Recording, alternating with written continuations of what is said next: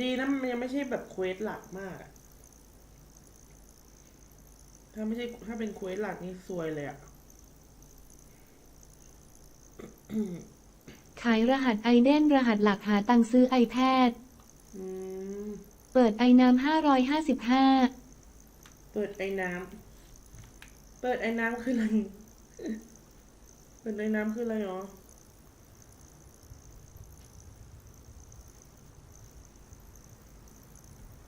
โอเคก็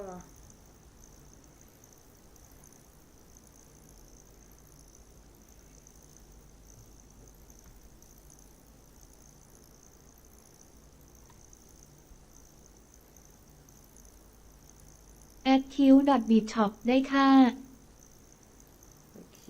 คือแล้วละมั้งโอเค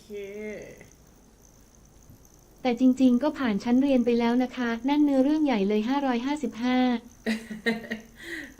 ไม่ทันละ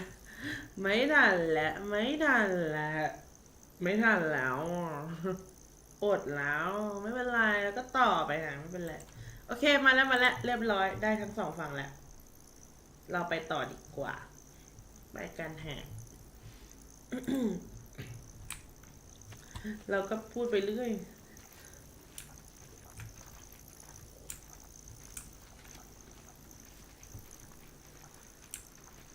ทำไมเงียบจังเลยคะ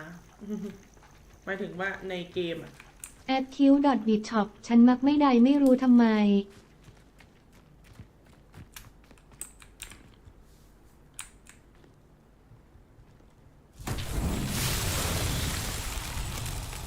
มันมักไม่ได้ไม่รู้ทำไมสวัสดีชาวโซเชียลแคมสวัสดีชาวโซเชียลแคมโอ้โหโซเชียลแคมโอ้โหนี่ยุคเก่ามากเลยเนี่ยโซเชียลแคมก็ไม่มีอะไรมาก555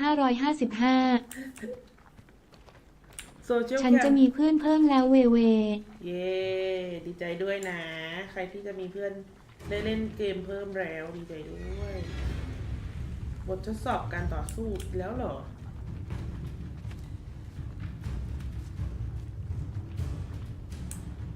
อะไรอ่ะหมาเหรอตัวอะไรอ่ะคืออะไรอ่ะสัตว์หมาปะ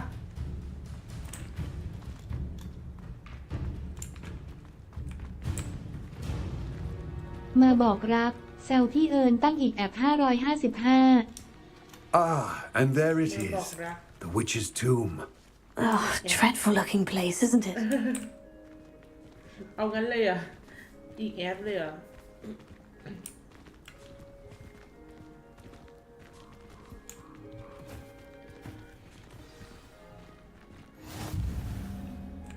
I wish you luck retrieving the helmet. As a wand carrier, you should have an advantage. Now, before you set off, do you have any questions? พี่ขา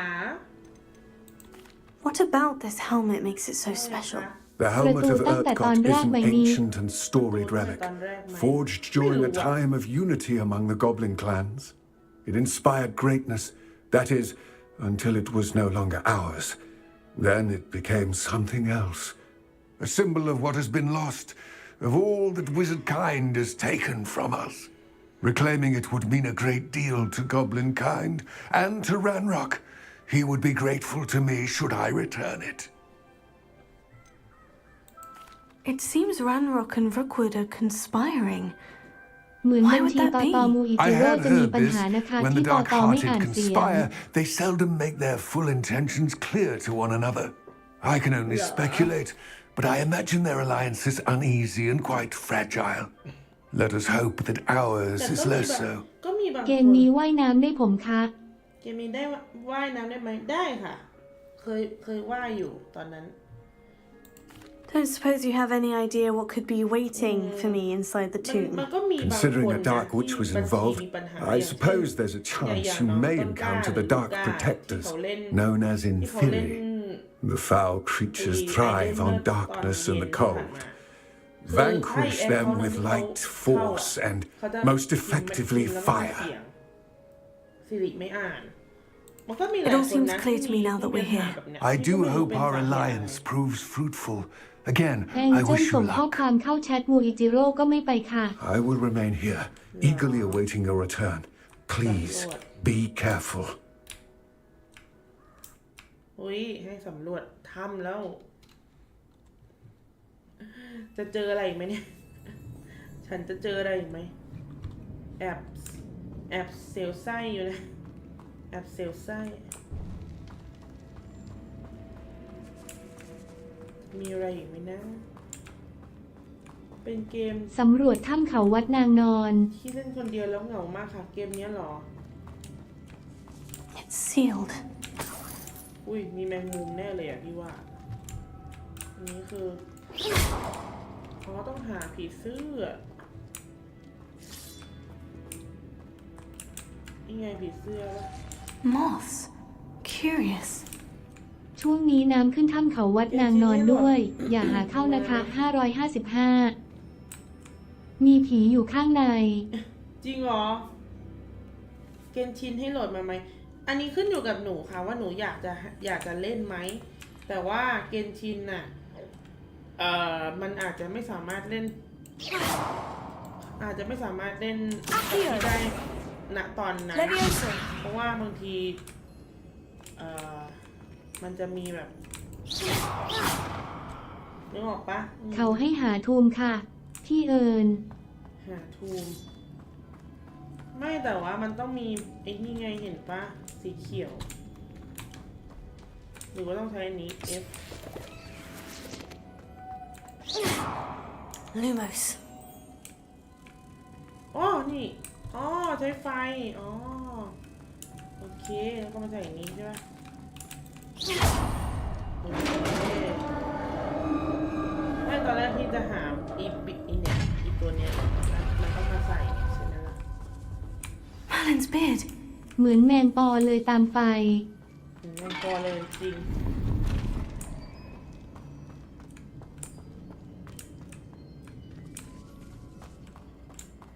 แอบน่ากลัวอยู่นะเนี่ยมันจะว่าไปฟิลเหมือนทูมไรเดอร์ไหม น้อง This can't be the witch's tomb. ที่บอกว่าใส่ Likely I need to go further. น้องว่ามันใช่ไหม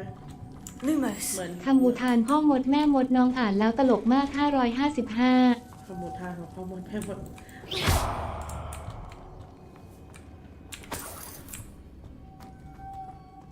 งงกับคำแปลเหมือนกันนะบางทีอะ คราเมอร์ลินเป็นพยาน555จริง55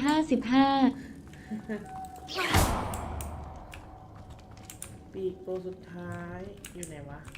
นี่อ่ะ Accio. อ๋อนี่ไงแต่หนูกลัวโทรศัพท์พังถ้าหนูก Lumos ลัวว่ามันจะพังก็ไม่ต้องถ่าย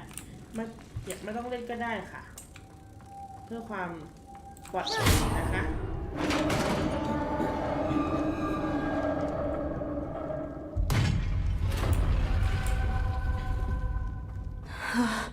I have a feeling I'm not alone here. อู้ซอมบี้ปะเนี่ยนี่มัน เขาอุทานอย่างนี้จริงค่ะ555ไม่ใช่เป็นที่คำแปลแอดเอ็มจูนูนคุณเราอยากรู้แบบไงให้เส้นเล็กหรอคะ Accio. Potato. มันไม่เล็กสักทีแอดมิสซูใช้อะไรอยู่หรอโปรแกรมแอดเอ็มจูนูนไอดิสคัส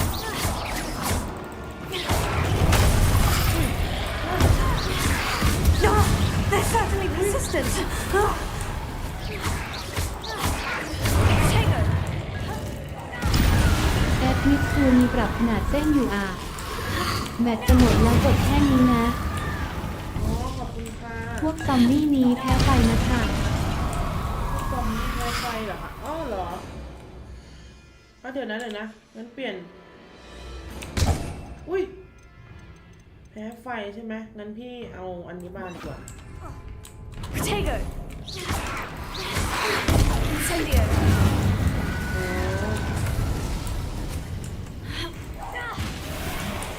ขอบคุณค่ะน้อง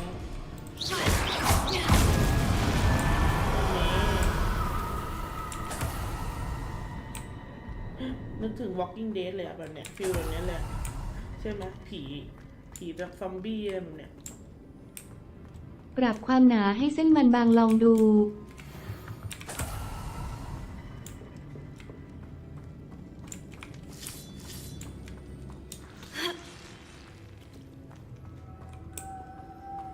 Lumos.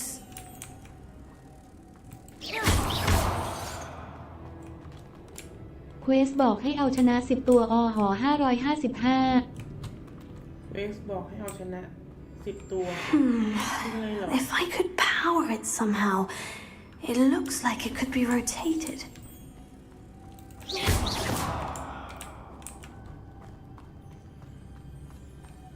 Lumos. ใช้ไฟ เอาชนะซอมบี้10ตัวค่ะ อ๋อเอาชนะซอมบี้10 ตัวคุณไม่ต้องเท่าไหร่พออะไรอ่ะเดี๋ยวนะ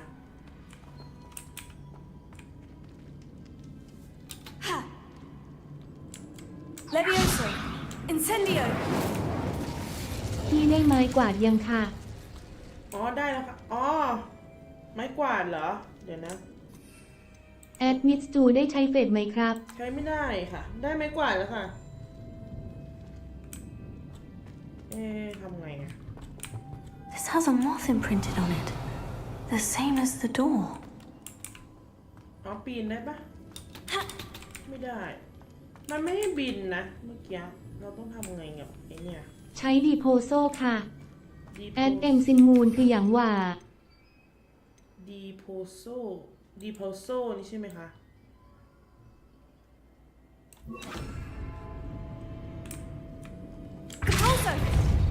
แอดคิวดอทบีช็อปฝันดีค่ะ ดีโพโซนี่ไงกดแล้วอ่ะสวัสดีนะก่อนค่ะบ๊ายบายนอนบ๊ายบายสวัสดีนะดีโพโซเหรอนี่ดีโพโซแล้วไงต่อ เอาผีเสื้อไปไว้ตรงแท่นก่อนค่ะ เอาผีเสื้อไปไว้ตรงแท่นก่อนอ๋อเดี๋ยวนะ Lumos.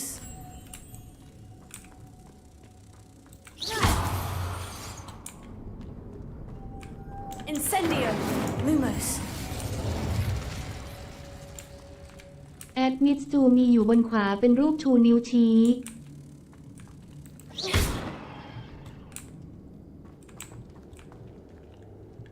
Repulso.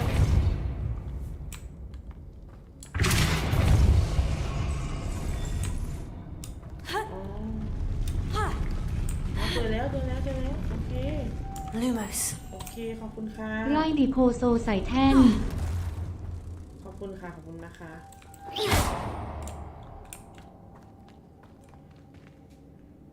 Lumos.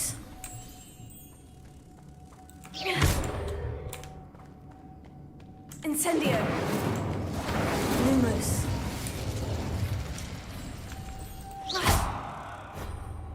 แอดเอ็มซินมูน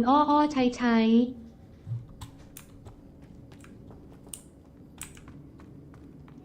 Revelio. Lumos.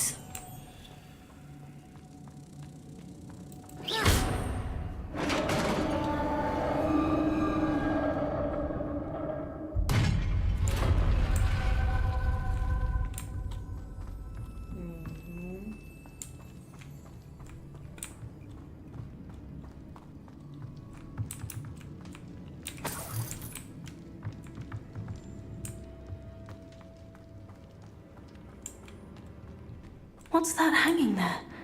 Looks precarious.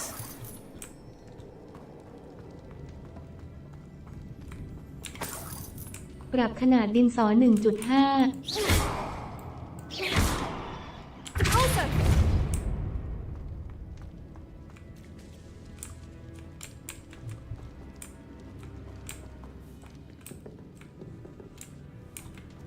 ตัดเชือกที่ติดอยู่ ตัดเชือก Down I go. No other way.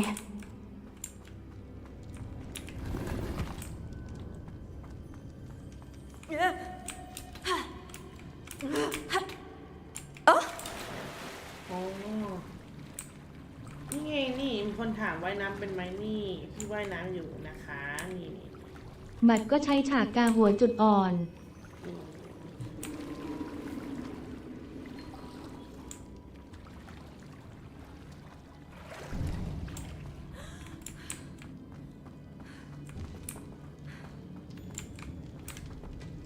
ปากกาดอกจัน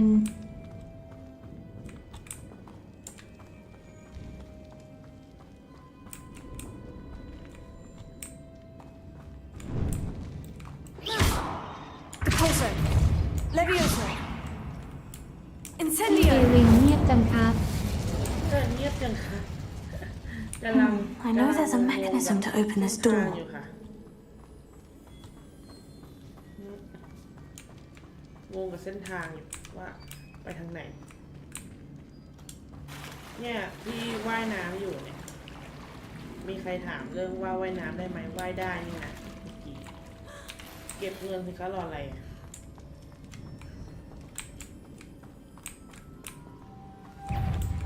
Lumos. เฮ้ยเดี๋ยว แอดมิดซูได้หรือยังเอ่ย Levioso. Tego.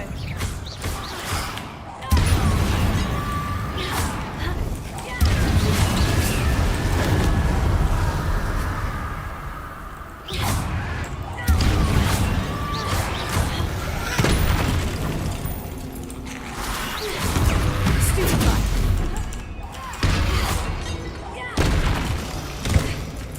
Tego. Stupefy. Stupefy. Stupefy. Stupefy.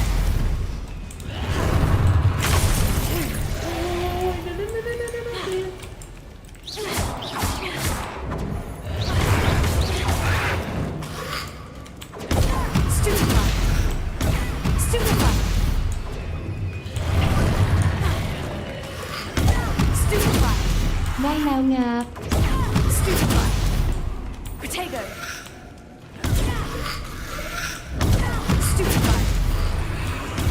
Stupefy. Stupefy. Stupefy. Incendio.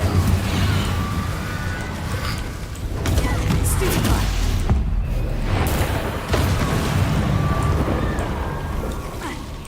Repulsor. Protego. Stupefy. Levioso. Levioso. Incendio.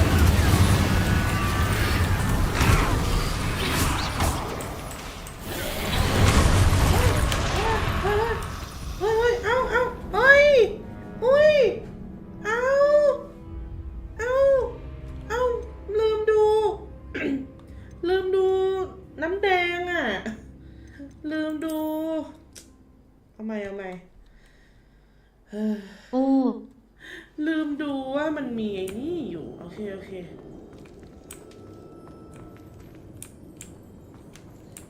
อุ้ยนั่นไง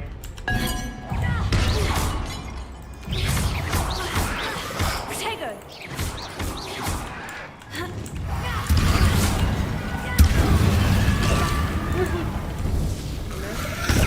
Stupefy.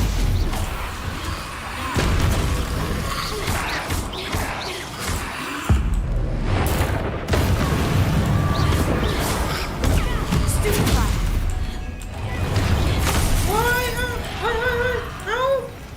อะไรของเอิร์ดวะเดี๋ยวนะ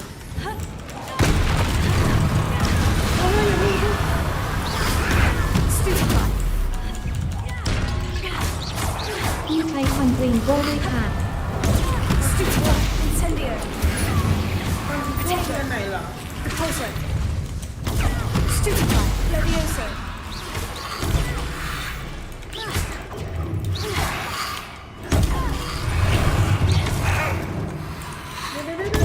Stupefy. ใจเย็นแกใจเย็นขอร้อง Protego.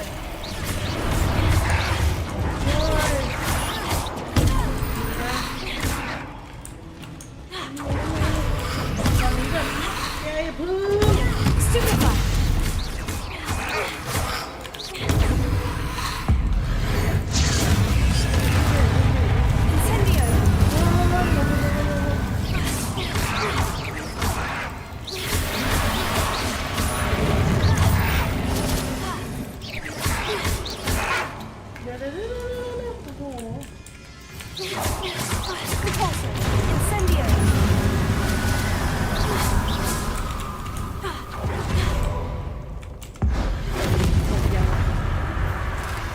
อนฟิงโก้คือคาถาที่ได้มนต์เหมือนอินเซนดิโออ๋อได้เดี๋ยว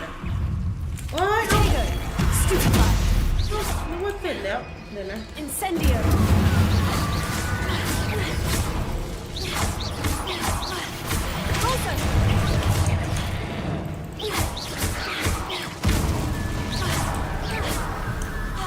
Incendio.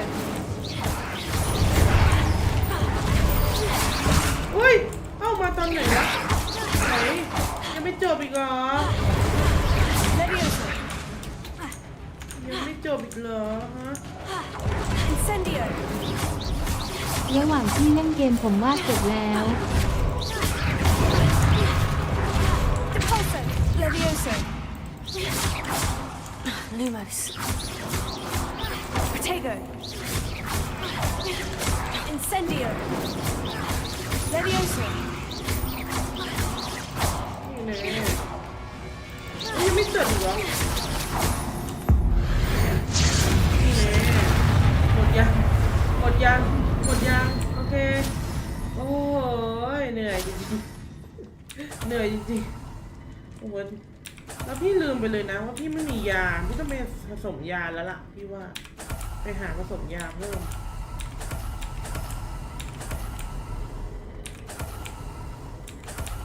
เมื่อกี้พอบอกว่าให้พี่ใช้นี่ใช่ไหมงั้นพี่เอามาแทนเบอร์ 1ดีกว่าอะไรนะคอนฟิงโกอ๋อเนี่ยนะคอนฟิงโกโอเคอ่ะได้ค่ะ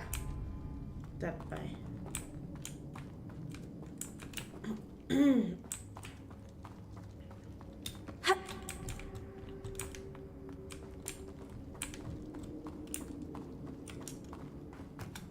Lumos.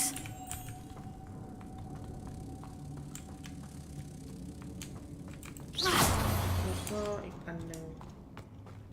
อันนี้ Lumos.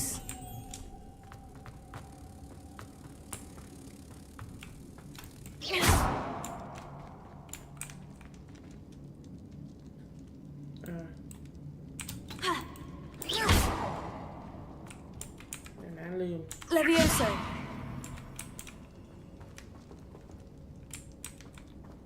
เอ๊ะเรา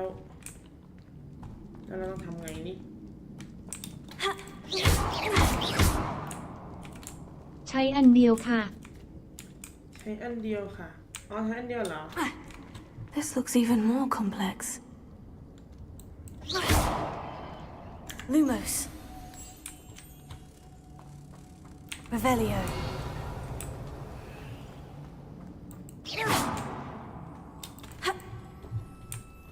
ใช้อันเดียวใช่เหรอ ฝากกอแคคนิโกเรนาต้องการเพื่อนเพิ่ม ฝากค่ะ Revelio. อ๋อ ไปอยู่ตรงแท่นแล้วใช้ดีพัสโซ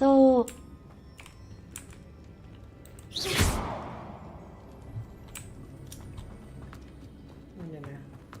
Lumos. Incendio. ดีพัสโซอันเนี้ย Confringo. คืออะไร Levioso. เดี๋ยวนะกำลังงงดีพาวโซอ่ะ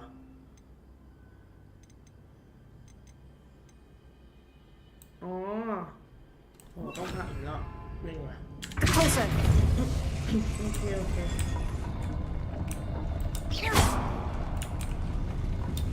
อุ้ยไม่ทันขอใหม่ Depulso. เร็วเอาอยู่ตรงเดิม Making this spin auto raise that platform. That must be it. เอ้ยเอาใหม่ใจเย็นเอาใหม่ไม่เป็นไรไปอยู่ตรงนั้นเลยก็แล้วกันแล้วก็ขึ้นไปเลยทำไมอ๋อฝั่งนู้นเหรอเดี๋ยวนะฝั่งนู้นแทน Depulso. แล้วทำไมมันขึ้นไม่ได้อ่ะ เดี๋ยวนะวันหนึ่ง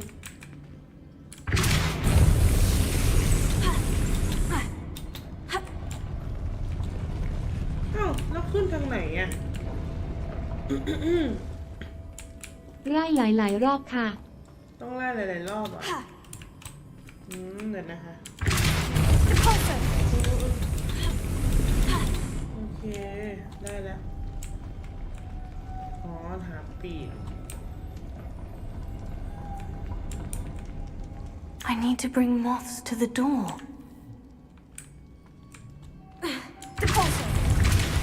Protego. Lumos.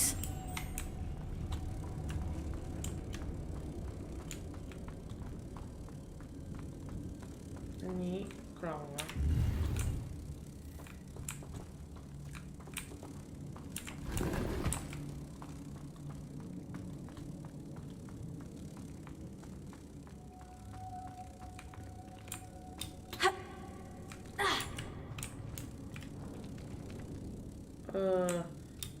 เราจะเอาขึ้นไปยังไงโดยที่มันจะไม่บินหายไปอ่ะ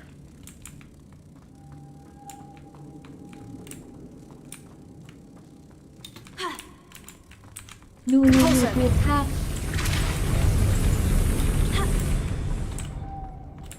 ดูใน YouTube นะน้องก็น้องก็ไม่มาอยู่ดีอ่ะเดี๋ยวนะ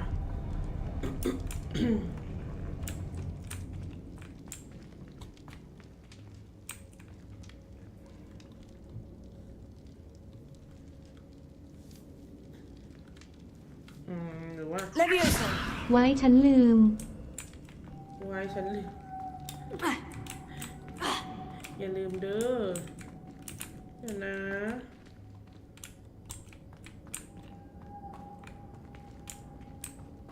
ข้างประตูมีแท่น ของข้างประตูไม่แต่ว่าเราจะขึ้นไปยังไงอ่ะหมายถึงว่าพอเราไปเก็บตรงนั้นมาเราจะมายังไงเพราะว่าตรงนี้มันก็จะหายไปปะเ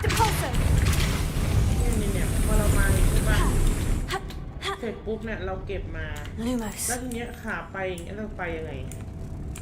เดินอย่างนี้ได้ไหมไม่ได้ ใช้ไม้กวาดได้ไหมไม่ห้ามใช้อีกเนี่ยเราจะไปยังไงโดยที่ พี่เอาพี่เสื้อลงมาก่อน พี่เอาที่ผีเสื้อลงก่อนผีเสื้อลงมาก่อน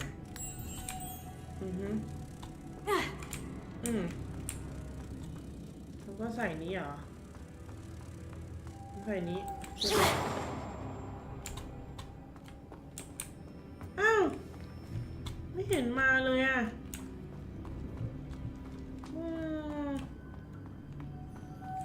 Lumos.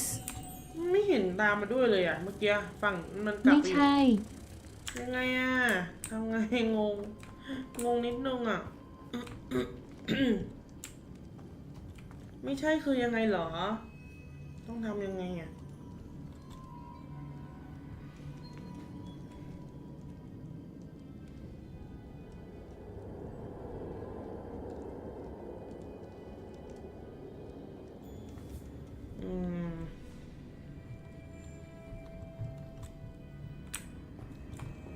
ข้างหน้า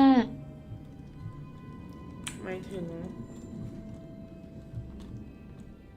ข้างหน้าหมายถึงอันนี้เหรออันนี้เหรออันนี้เหรออันนี้อะไรวะงงนิดนึงเดี๋ยวนะ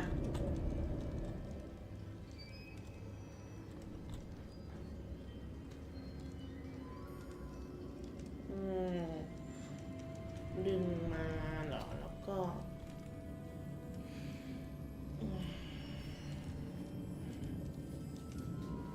ยังไงดีเนาะ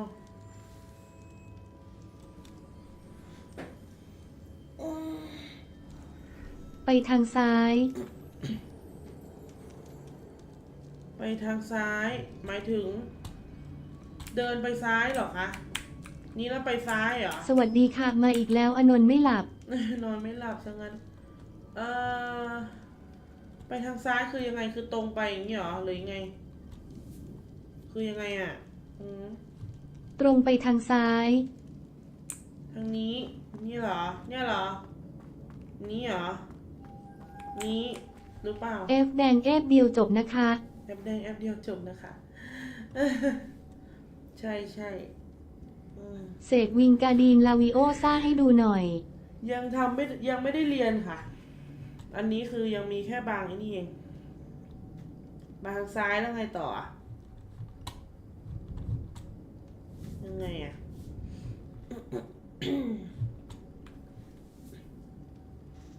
กลับหลังหันกับหลังหันน่ะนี้แล้วไงต่อ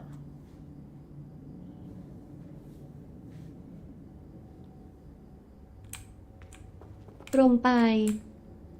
นี้เหรออ๋อนี่มีอันนี้อีกอันหนึ่งใช่ไหมนี้เหรอนี่ปะ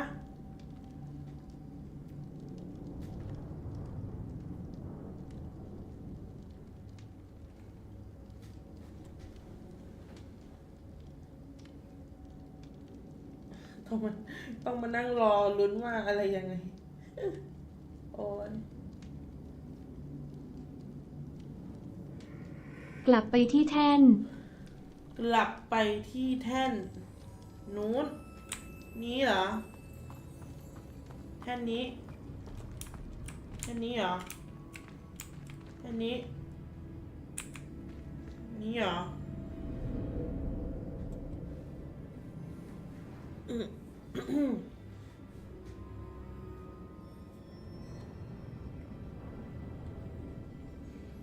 ทุกคนเราเป็นนางพอดีพี่กำลังหาวิธีเพื่อจะเอาผีเสื้อขึ้นไปอ่ะแต่ว่ามันดันต้องใช้พลัง2 อย่างคาถา2 อย่างแต่มันใช้พร้อมกันไม่ได้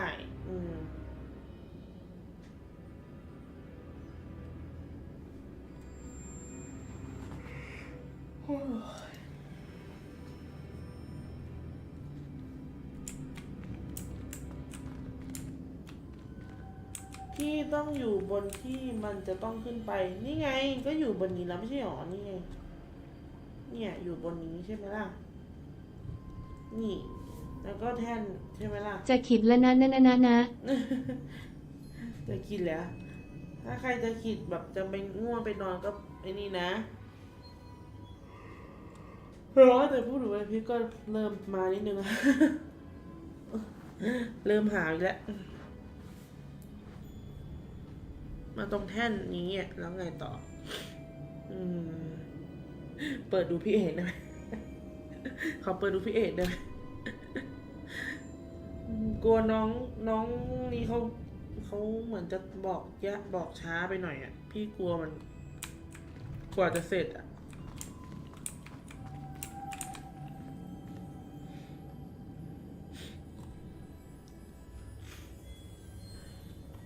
และไปทางประตูนี้ก็คือหมายถึงตีแทนไปทางประตูหมายถึงว่ามาถึงอย่างนี้แล้วพี่ก็ต้องไม่เดินนะ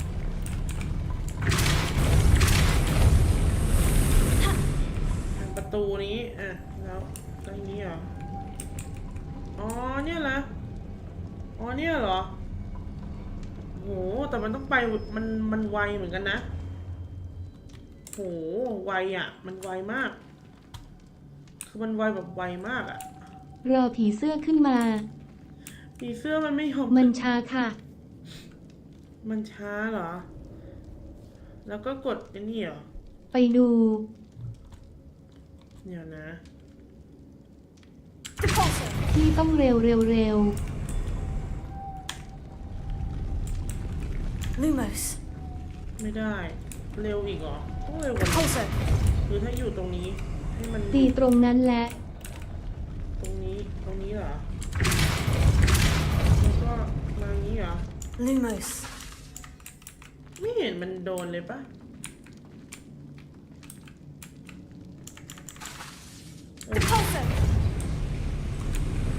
Lumos. นี่เหรออ๋อเนี่ยนะโอเคแล้วทีนี้ยังไงอะทีนี้ต้องไปไหนต่อทีนี้เราต้องไปทางไหนอ๋อนี้อันหนึ่งใช่ไหม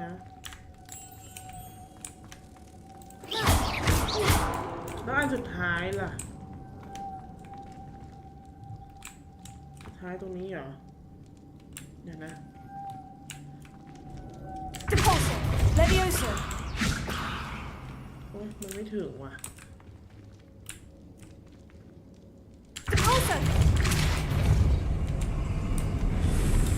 ที่ต้องเอาผีเสื้อฝั่งนู้นมา Lumos. แล้วเราจะไปยังไงอ่ะเอ้าไปไม่ทันน่ะนั่นไงเนี่ยแล้วทีนี้ไปไงอ่ะเนี่ยอันเนี้ยแหละตัวนี่เลยไปยังไงจะไปยังไงโดยที่ผีเสื้อไม่หาย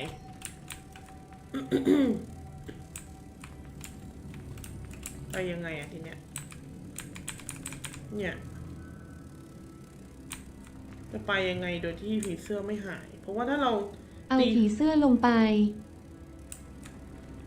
เอาผีเสื้อลงไปหมายถึง Depulso.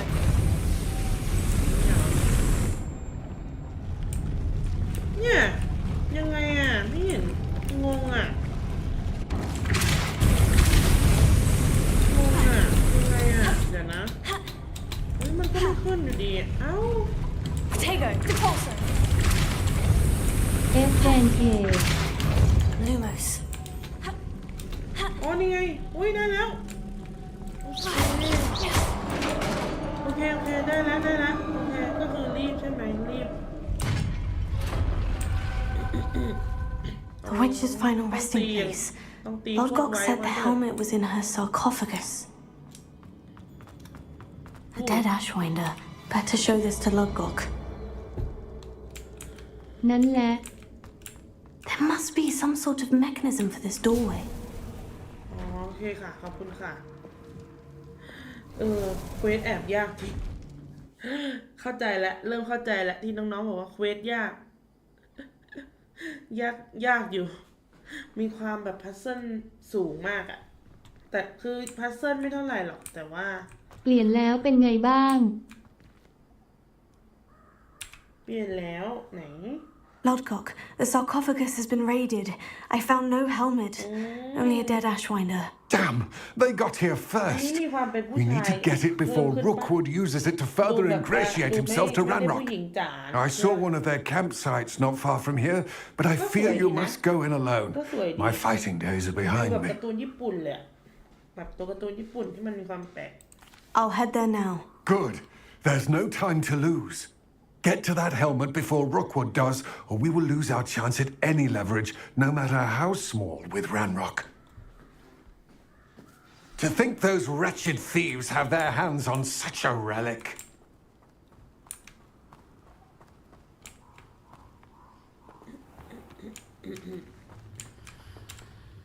มันบอกว่าให้เข้าไปในป่าเหรอ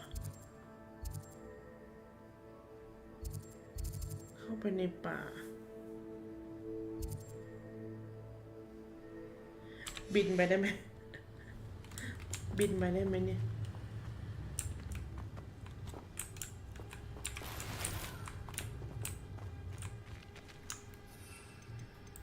บินไปแล้วกัน สวัสดีครับ สวัสดีค่ะสวัสดีค่ะคุณค่ะอะไรโคโปโลป่ะหาอันถูกไหมนี่บินไปก่อน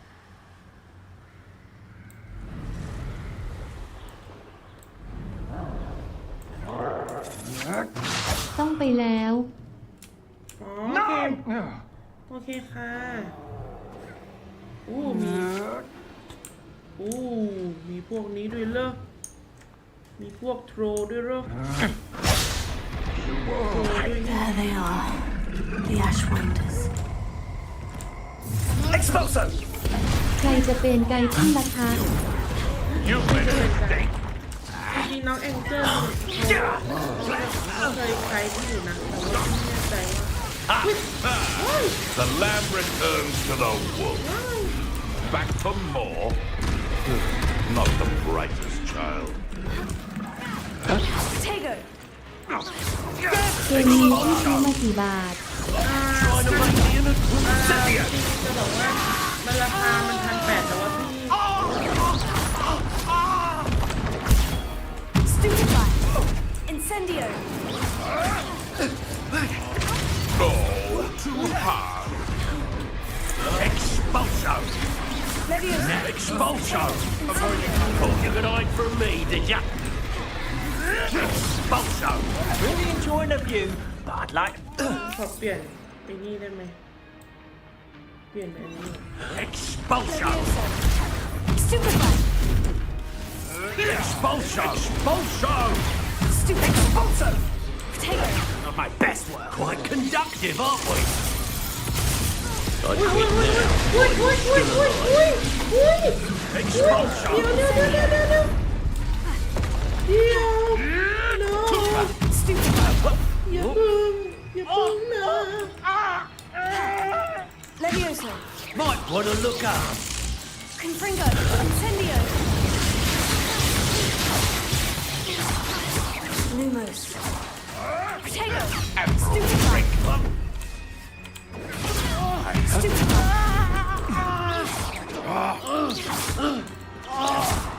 ลาก่อยนะคะ บ๊ายบายใครที่ไปแล้วไปก่อนได้เลย Incendio. Expulso. Tego. Stupefy. ยังค่ะ อ๋อนึกว่าไปแต่ว่าจริงๆพอดีน้องๆมีน้อง จะหลับในไลฟ์ อ๋อไม่เป็นไรค่ะเผื่อเข้าใจได้ ฟินดี เกมซื้อมาเกมมันราคา1,800แต่ว่าพอดีมีน้อง FC เขาให้พี่มาค่ะนั่นแหละ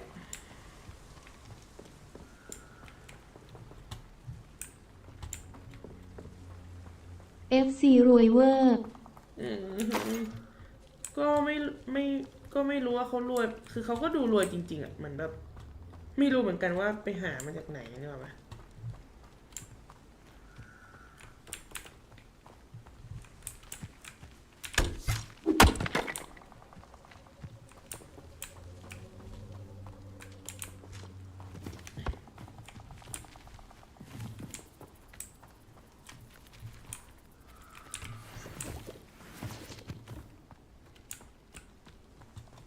แต่ใดๆก็เราก็ประมาทไม่ได้หรอกเพราะว่า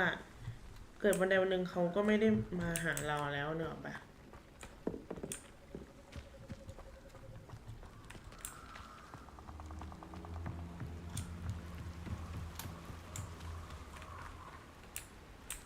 อันนี้แบบไม่ใช่อันนี้ That's it. อุ้ยอะไรอ่ะ This is for Rookwood! Oh, watch the light go out of your เรา eye. อาจจะไปทำอย่างอื่น Producto! Tego. Incendio. Confringo. Leviosa. Leviosa. Incendio. Leviosa. You're going to regret that. Stupefy. Producto!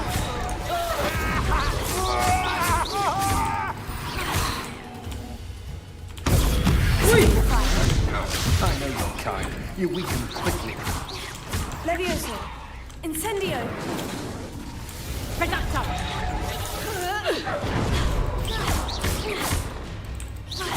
Leviosa. Confringo. Producto! Tego. Stupefy. Incendio.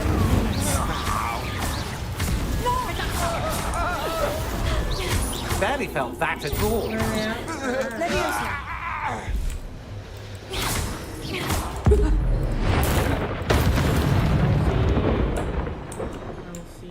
เอาสิเกือบแล้ว ผีเหมือนโฮมสวีมโฮมตอนวัดเลยยะ เหรอผีเปรตเนี่ยเหรอ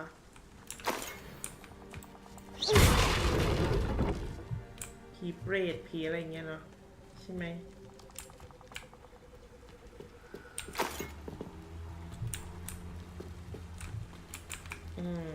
ไปบินแล้วกันไปไกลงั้นน่าจะต้องบินขี้เกียจฝ่าเข้าไปในป่าพี่เป็นคนไม่ค่อย คือ นอกจากแบบผีหรือจัมป์สแกร์อะไรอ่ะพี่กลัวจัมป์สแกร์จากสัตว์ด้วยนะแบบ จะไม่ค่อยชอบเข้าไปในป่าแบบเวลาแบบมันให้สำรวจป่าอะไรเงี้ยไม่ค่อยชอบรู้สึกมันแอบน่ากลัวน่ะนึกออกปะ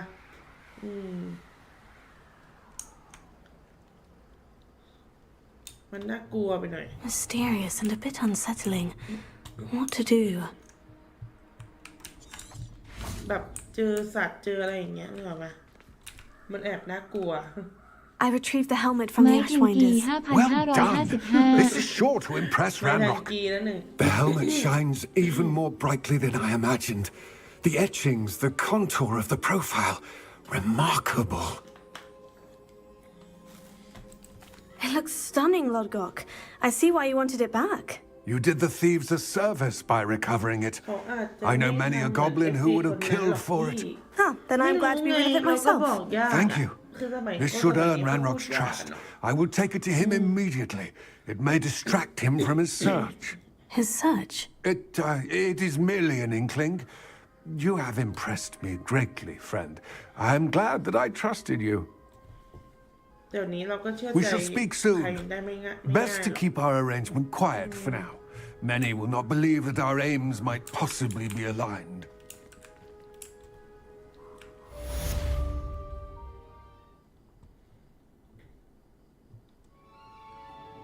อุ้ย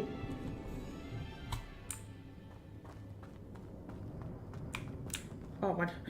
เข้ามาทำไมวะลืมกดผิดเดี๋ยวนะมันให้ทำอะไรดูใหม่สิ มาแล้วนะ Hello, friend. สวัสดีค่ะ I wonder if you might stop by the Three Broomsticks when you can.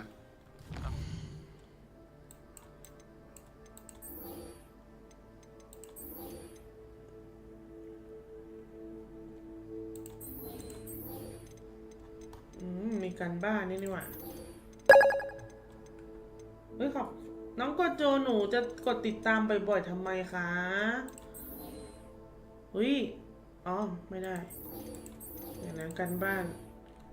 ฝึกบินดีกว่าไปฝึกบินกันดีกว่าเราไปฝึกบินกันไปฝึกบินนั่นแหละ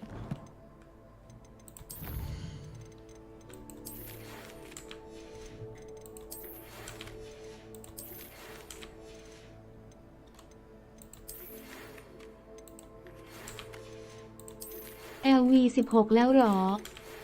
อ้าวจริงเหรอ ไวมาก จริงเหรอไวเหรอเอานั่นดิ16แล้วนี่หว่าไวจริงหมายถึงใครคะอ๋อ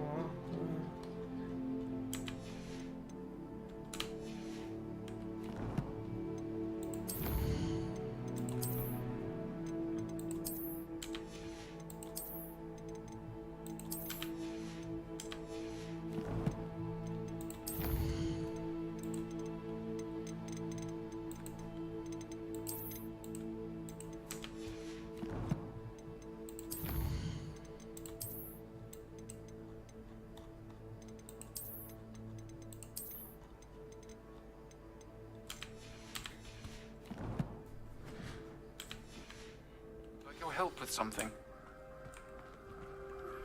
As I mentioned, my sister.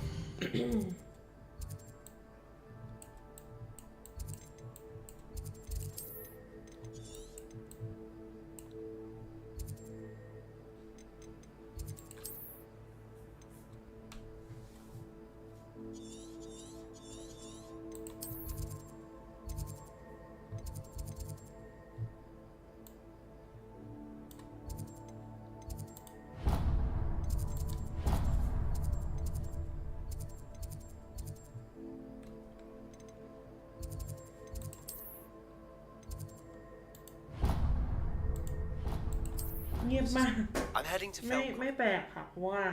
เนี่ยเดี๋ยวน้องๆก็ง่วงน่าจะหลับกันละมั้งพี่ว่าส่วนใหญ่น่าจะหลับกันแล้ว แล้วพวกหนูต้องไปเรียนกันไม่ใช่หรอ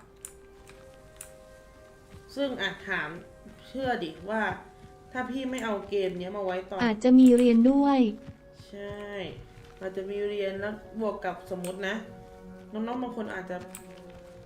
สมมติพี่เอาเกมนี้มาไว้เวลาแบบเวลาวันธรรมดาอย่างเงี้ยน้องๆก็จะบ่นอีกว่าแบบน้องก็หยุดยาว55ไม่ใช่บ่นแต่เป็นฟิลเหมือนแบบอยากให้เล่นเกมนั้นเกมนี้ใช่ไหมล่ะพี่บางทีก็จะบอกพี่แบบอยากให้เล่นเกมนั้นเกมนี้ซึ่งก็คิดช่วงกลางวันเด็กๆก็เล่นกันมากกว่าซึ่งกลางคืนกลางคืนพวกหนูไม่ค่อยอยู่กันพี่ก็เลยเอาเกมเนื้อเรื่องมาเล่นไงก็ถึงได้คนก็เลยจะน้อยหน่อยก็ไม่แปลกใจหรอกพี่เฉยๆแล้วตอนเนี้ยไม่ได้อยากจะไอ้นี่หรอก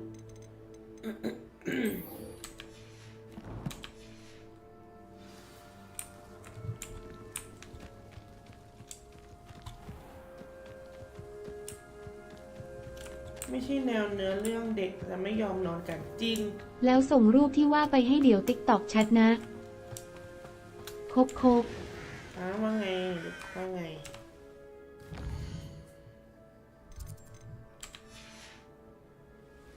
ลืมไปฝึกบินมันต้องใช้ไม้กวาดสิเนาะโคกบินดีกว่า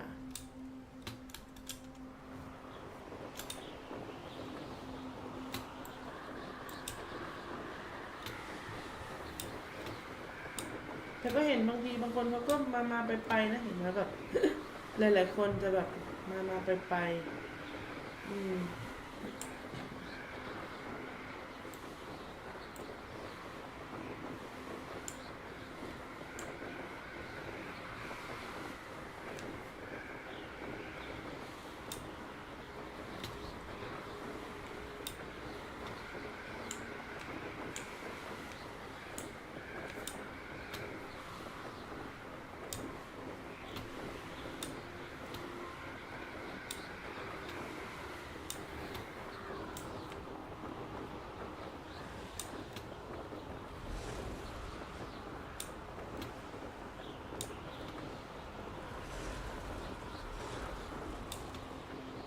เสียงเกมนี้เหมือน ASMR 554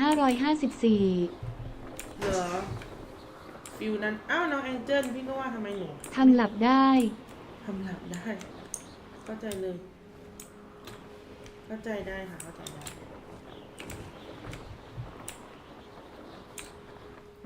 บิน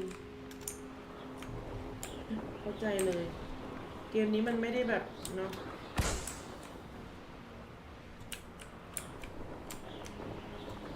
หลับไปค่ะ555หลับได้ค่ะหลับก็หลับนะแต่น้องๆก็อาจจะสงสารพี่ก็เลยนะไม่ได้หลับเลยน้องอะไรอย่างงี้อุ้ยแรงเกินว้ายแรงเกินขึ้นมาลุกขึ้นมาโอ้ยหันกลับไปสิ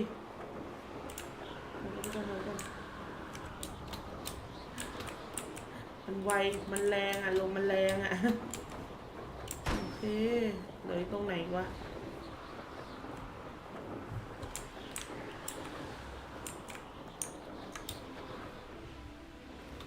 มีอะไรมีไหนไหมเนี่ย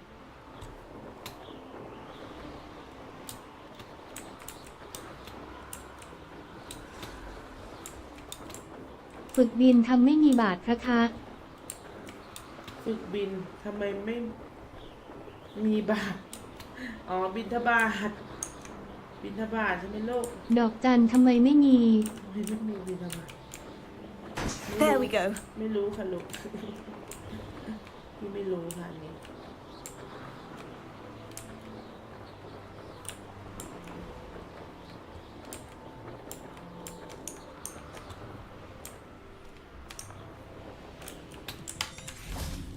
แบบนะอุ้ยตกใจนึกว่าอะไร I know what that means Merlin trial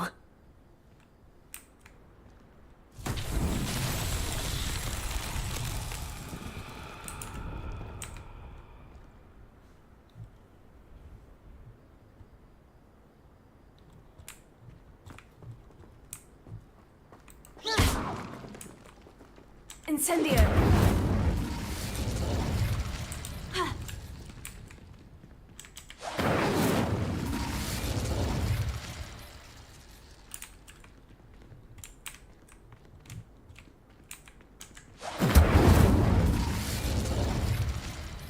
Confringo.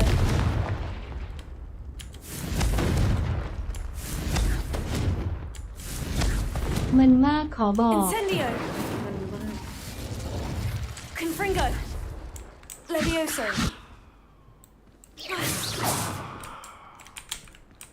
Confringo. Incendio.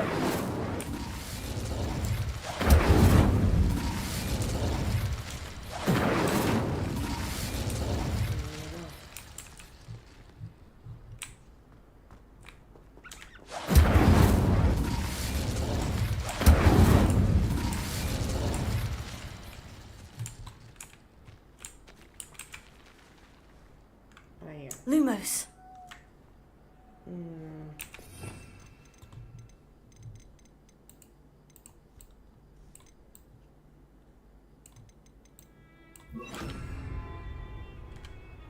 Levioso.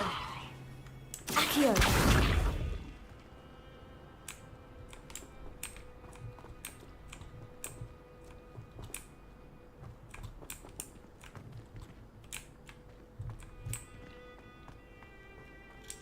Okay, ไม่รู้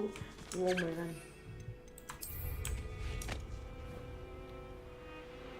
ไปตรงหอคอยคินบริดจ์เหรอ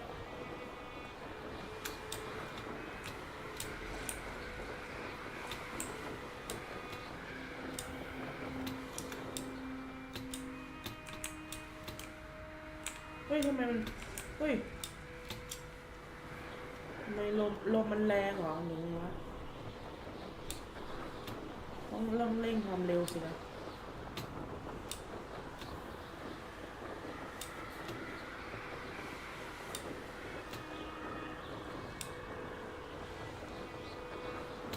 ลมน่าจะแรงแน่เลยอ่ะเพราะว่าเหมือนมันจะร่วง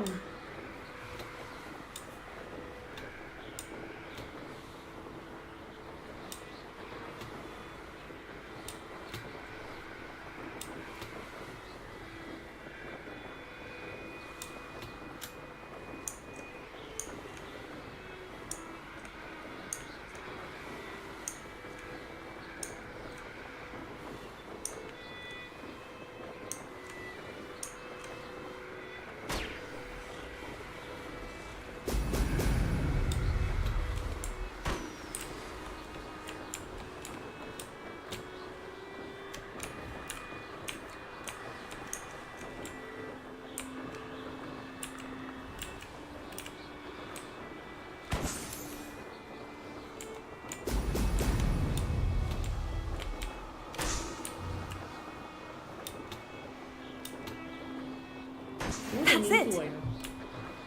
นี่สวยจังมีความแบบเป็นน้ำตกใดๆกลับไปเลยแล้วกันทีหนึ่งก็เล่นฮอกวอตส์ใช่ไหมคะใช่ค่ะคือเล่นคือเราเล่นอยู่เรื่อยๆค่ะบอกหมายถึงว่าถ้าเป็นตอนกลางคืนแบบที่จะเข้าวัน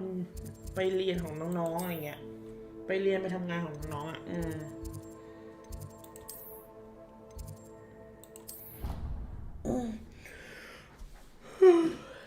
นั่นแหละถ้าอยากเล่นพวกนั้นก็คือรอวันธรรมดาหรือวันอื่นเนาะที่บอกไปช่วงเย็นอะไรเงี้ย ช่วงเล่นหรือวันไหนที่เป็นวันหยุดอะไรเงี้ย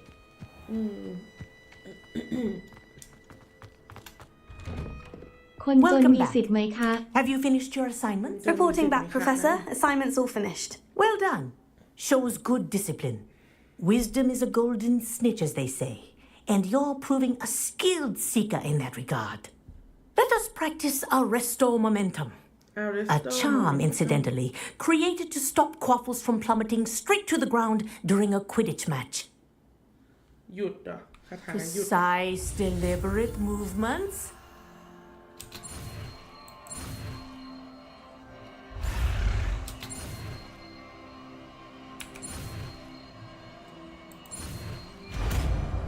ให้หยุดใช่ไหมคาถาเรียกหยุดของสินะ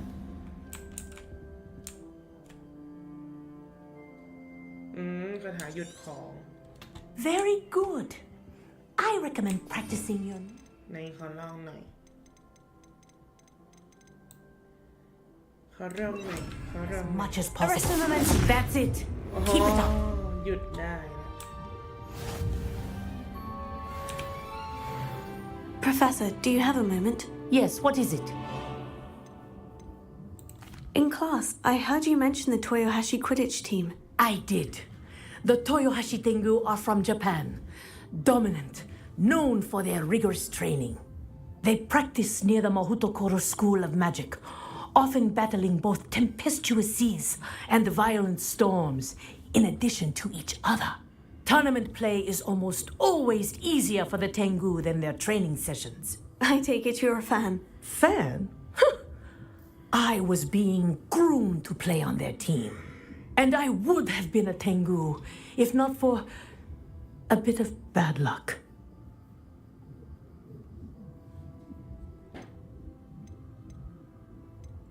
I know that feeling. Some things are simply out of our control. And some things are in it. I should have known better. I made my own luck. I was betrayed by someone ขอ I รหัส trusted. หน่อยพี่ Myself. ฮะขอร I หัส did ทำไม not อะ see clearly and I paid a dear price. My best friend Gengอะไร Asuka เนี่ย and I were being แกล้งอะไร groomed to พี่ play on the team together. I as keeper ไม่เอา and ไม่ she เอา as ไม่เอาร chaser. หัสนะ She was breathtaking. รู้ว่าแกล้งนะ She แต่ว่า once corkscrewed through รหัส 3 เนี่ยพี่ players ซีเรียส and มาก scored before they even turned their heads. But as tryouts for the Tengu got closer, she panicked. I did not realize the extent of her panic until it was too late. She wanted so desperately for both of us to play together that she had slipped Felix Felicis into our tea before we were to show them our skills. ร้องเพลงเกี่ยวเฟยให้ดูหน่อย ร้องเพียงเกี่ยวเฟยแล้วเนี่ยร้องอะไรอ่ะ Liquid luck. That's illegal, isn't it? It is indeed. I knew within minutes that something was different. I had never played so well. And Asuka was playing more beautifully than I had ever พรุ่ง seen. นี้พี่เหมือนต้อง When I ไป confronted her ทำอะไร afterwards, สักอย่างนิดนึง she admitted what she had done. I withdrew from consideration immediately. But it wasn't your fault. You didn't know about the potion in the tea. It does not matter. My flying that day was not my own. I could not live with myself. So, I withdrew and explained to them why. I burned my broom in disgrace. What happened to Asuka? Did she burn her broom as well? Asuka played for the Tengu for 2 seasons. You didn't report her. Tell them what she'd done. Her fate was หนูอยาก not ฟัง mine เพล to งนั้นหนู decide. ก็ฟังเองสิ My โก fate โจ is อะ in my หนูไม่ hands, มี as หนู your เปิดในไหน fate อะ is คอ in มเหรอหรือ yours. ในไหน Thank you, Professor. I shall remember what you พี่ told เปิด me. ไม่ได้เว้ยพี่ไลฟ์ในช่องทางอื่นด้วย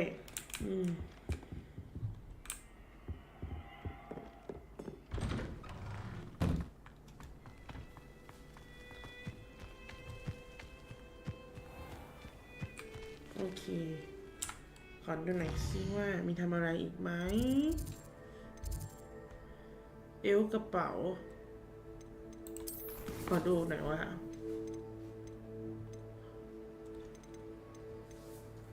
อย่าลืมไปดูรูปที่ผมวาดนะเคปะ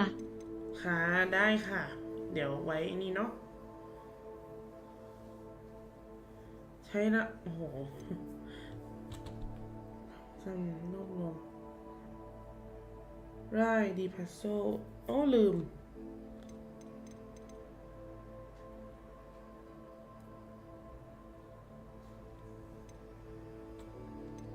เล่นดนตรีลาเลยได้ไหม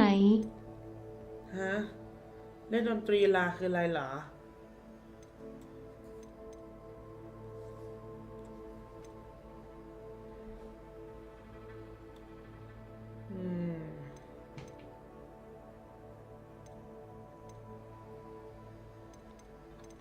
เล่นตึกดีละไล่ไหม อะไรของน้องกดโถเนี่ย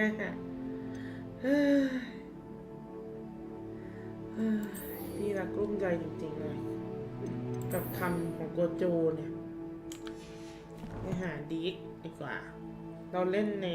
ภารกิจในโรงเรียนก่อนดีกว่าเพราะ แลดูเหนื่อย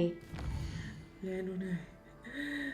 ก็ดูคำเดี๋ยวน้อง ตี1 ล้านได้ไหม ตี1 ล้านคืออะไรก่อน ตี1 ล้านคืออะไร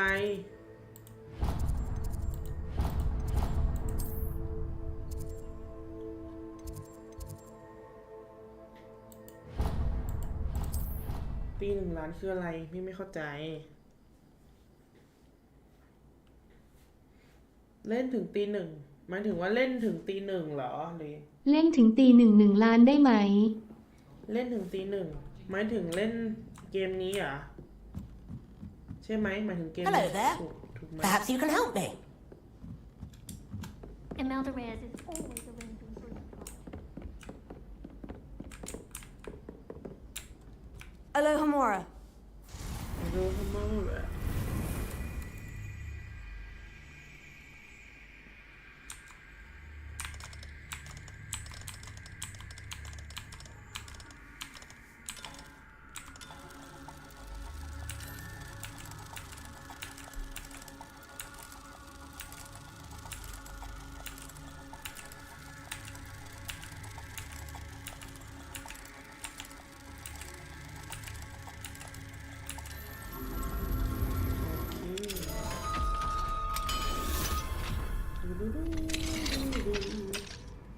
อุ้ยห้องใครนี่อุ้ยน้องแมวน้องแมวน่ารักจังเลยน้องแมวน้องแมว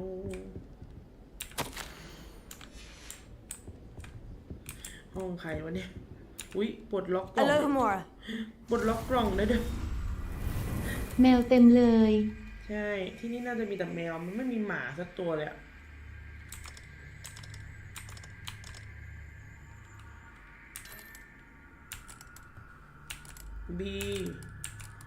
บีคืออะไรคะ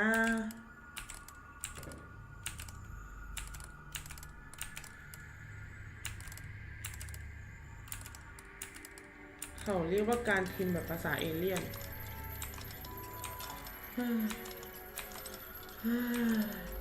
หนูก็ไปคุยกับเอ เห เลี่ย งาน นะ ใช่ไหม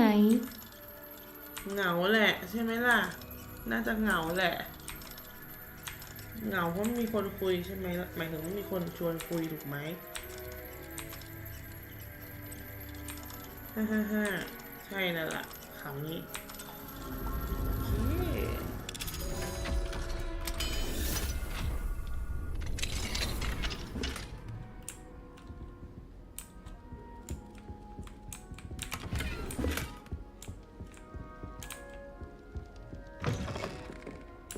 ผีหลอกบัญญันหลอนจะไปหาพี่ จ้าพอที่หนูสบายใจอ่ะพี่ไม่รู้หรอก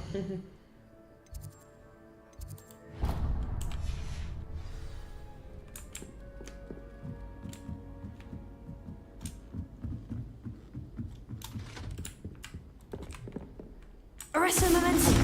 เฮ้ยเปลี่ยนอันหนึง หู เฮ้ออะไรคะ Levioso. น้องยังไม่มูฟออนกับวันที่นับเลขรอพี่เอิญ555 ยังไม่มูฟออนอีกเหรอ BN B A N อะไรเบนทำไมอ่ะเบนทำไมเหรอเบนเอาไปหาดีฟไปหาดีฟ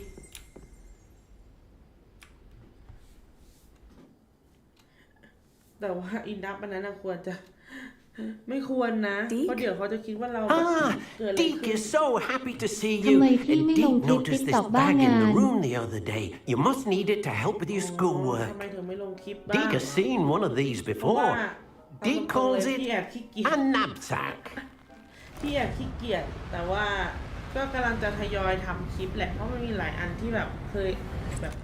อ อัดเอาไว้แล้วไม่ได้อัด Perfect for gathering and transporting beasts.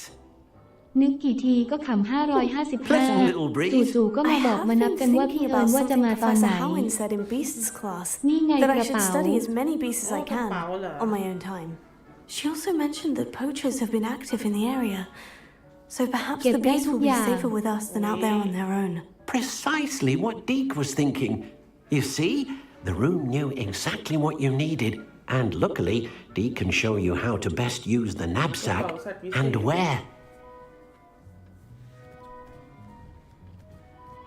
Come along then. ตามมาได้เลยขอรับ Our first stop will be beyond the castle นิดมาแล้ว grounds. แต่ไม่ We เห็ can นหนวด leave กับ now, นี่ or you can come and find Deke when you're ready to go.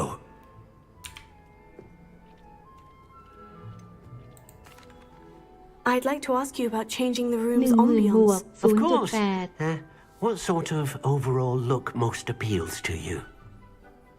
อ๋อลืมไปด็อบบี้ผิดแล้ว I'd like the room to feel 555 natural and earthy, as though I'm ไป outdoors. ดอบบี้คิดแล้ว Sounds perfect. โถ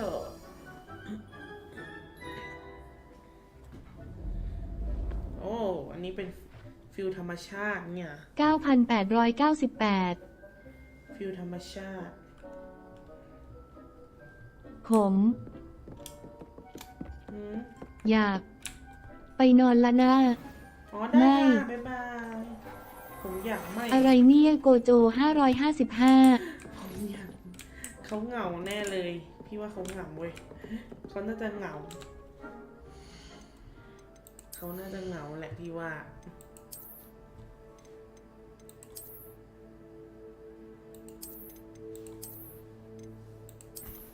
แกเหงาแล้วล่ะ น่าจะเหงา ไปป่วนช่องที่เซนซี 555 ไปป่วนช่องพี่ ไม่ต้องไปนอน ไม่ต้องไปนอนฮะเขาบอกเขางูเขาจะไปนอนก็จะไปกินนี่เขาทำไมแล้วเนี่ยคือถ้าหนูจะไปป่วนช่องคนอื่นน่ะ ก็ไปป่วนดิพี่อยากรู้เฉยๆนะปกติเวลาพวกหนูไปแกล้งอะไรเงี้ยเขามีรีแอคยังไงกันเขาก็แกล้งกลับเนี่ยหรือเป็นลักษณะยังไงอะ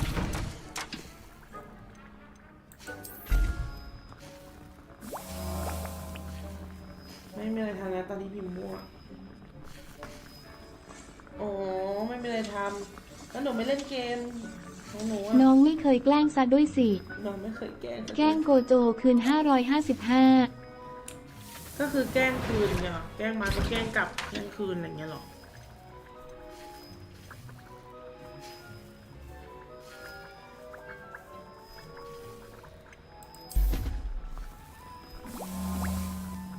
ขอบปรุงน้ำยาหนึ่งนะเพราะว่าเผื่อต้องไปสู้ไปอะไรอย่างนี้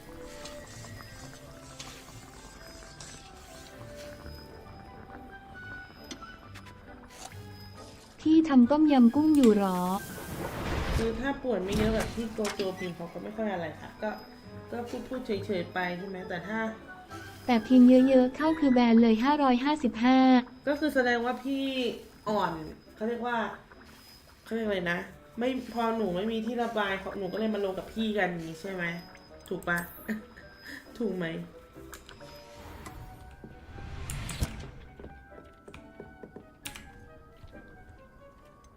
No I'm ready to learn how to use the พี่ไม่ knapsack. ทำต้มยำ Perfect. Not- Deke loves an outing. not อันนี้มันคือยาเหมือนแบบยากินให้แบบฮีลตัวเองอะฮีลตัวเองก็คือรักษาให้แบบชีวิตเหมือนว่าน้ำแดงยังอยู่พูดคำนั้นไม่ได้อะเดี๋ยวบินอุ้ยภาพสวยอะ That was a dark time in ทุก Deke's คน life. ภาพสวยมาก Deke found himself ดู in ดิ service of the cruelest wizard he ever met. A โกโจ nasty ยังป่วนแบ poacher. บพอรับได้ Deke ค่ะ hated working for him. 555 He แต่ did พอแชทพี่ horrible เอิญไม่ things ค่อย to มีพิมพ์มันเลย beautiful ชัดเจนเกิน beasts. ไป It was มูล during เหมือนนะ those days that 55 Deke first saw a knapsack. It'll be nice to see one used for good. อ๋อคือถ้าคนอื่นเขาพิมพ์กันกบๆเขาก็คือป่วนกันเนี่ยแต่ว่าพี่ว่าแชทมันเยอะก็ตอนที่พี่เมื่อ We have arrived. ไลฟ์ก่อนหนั้นเนี่ย Deke enjoys coming here to watch the beasts, especially the potful of puffskeins nearby. It would be ขึ้นมา nice แบบ to keep รัวๆ them เลยอะ safe. เป็นอะไร All you will นี่ need เป็ to น do อะไร is เขาเป็น get อะไร close, เกิดอะไรขึ้น direct the open knapsack Lord. toward the puffskein, and in it'll go. All right. ใช่ค่ะ 555 อันนั้นข้อความเยอะมาก อืม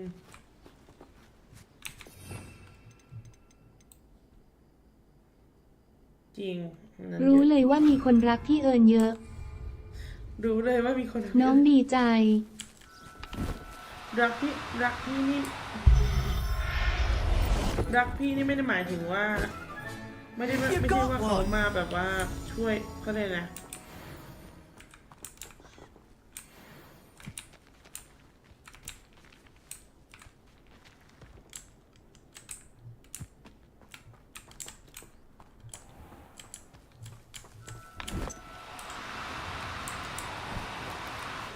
Now, I'm only trying to help. ร้องไห้แล้วมาปลอบพี่กันเต็มเลยค่ะ ไล่คนนั้นด้วย 555 เลิศมาก เลิศมากเลยใช่ไหม ขีดล่าง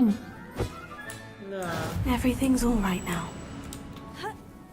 เฮ้ยอย่า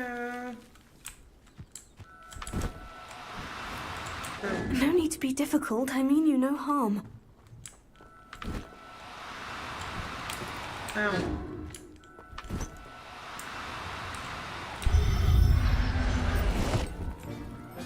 เก็บยากอยู่นะเนี่ย Dick thinks you should be proud of all the potions you've brewed.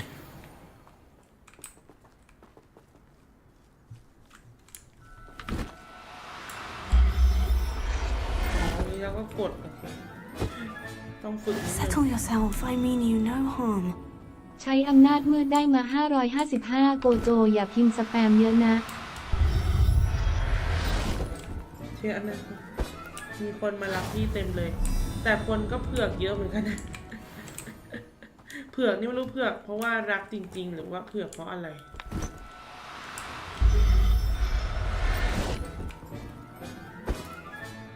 There. I'm not going to hurt you.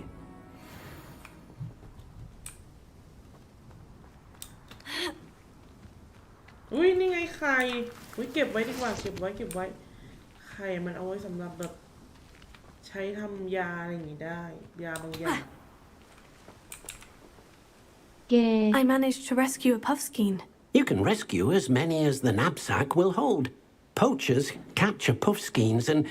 well, Deke isn't sure what they do with them. Deke is certain they will be safer with you. Now, not all beasts will be as simple to rescue as a puffskein. Deke suggests you next find a beast that can ตะ fly. กี้พอรู้ A ปุ๊บไล่ jobberknoll, ดอมอกัน perhaps. เต็ม All right. Where would I find one? Deke knows of some to the west, nesting in a large tree overlooking Hogwarts. แอบกลัวว่า But พี่ we ไปทำ must อ be ย่างนั้น careful. คือ Deke พี่ has ไม่รู้ seen ว่าพี่ poachers ทำ in นั้น the น่ะ area ผิด recently. เอ้ย Deke will meet you there พี่ควรหรือเป whenever ล่า you're ready. พูดงี้ดีกว่า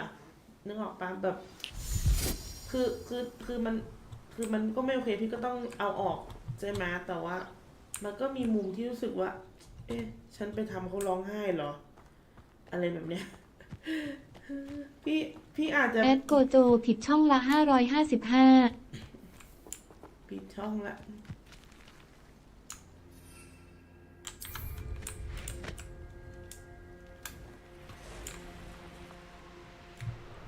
Abandoned long ago, no doubt.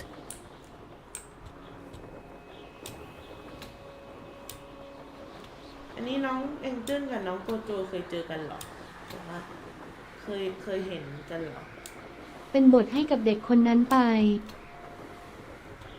เป็นบทให้กับเด็กคนนั้นไป เป็นบท โกโจพิมพ์ก็ป่วนช่องหนึ่งค่ะ 555 มายันช่องที่เอิญละ ปวด ป่วนเนาะจริงเหรอปวด ปวดเก่ง บทเรียนอะพี่ อ๋อบทเรียน โอเค Hello, Deke. Shall we continue? Oh, good. Deke was worried about you, what with all the poachers in the area. Perhaps we should work quickly. The jobberknolls are just here, in this large tree. If it's helpful, Deke has seen Levioso used to slow flying beasts. Easier to get in close and use the knapsack.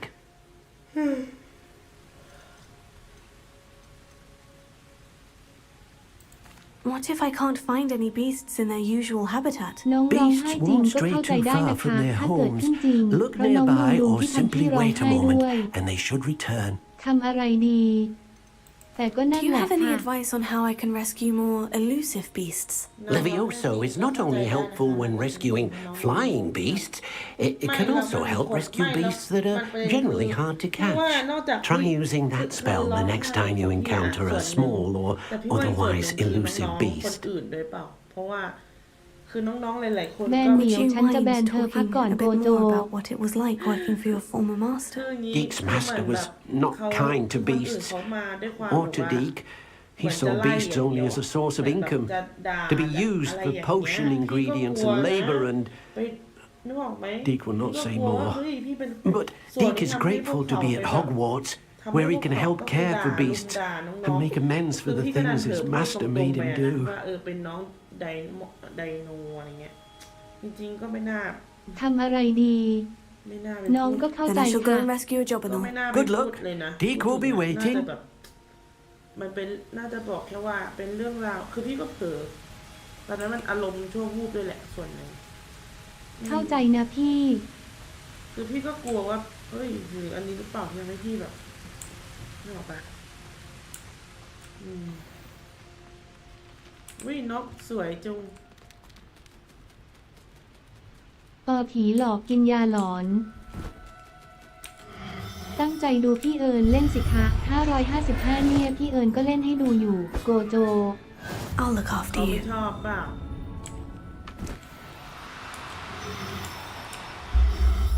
เขาไม่ชอบดูเปล่า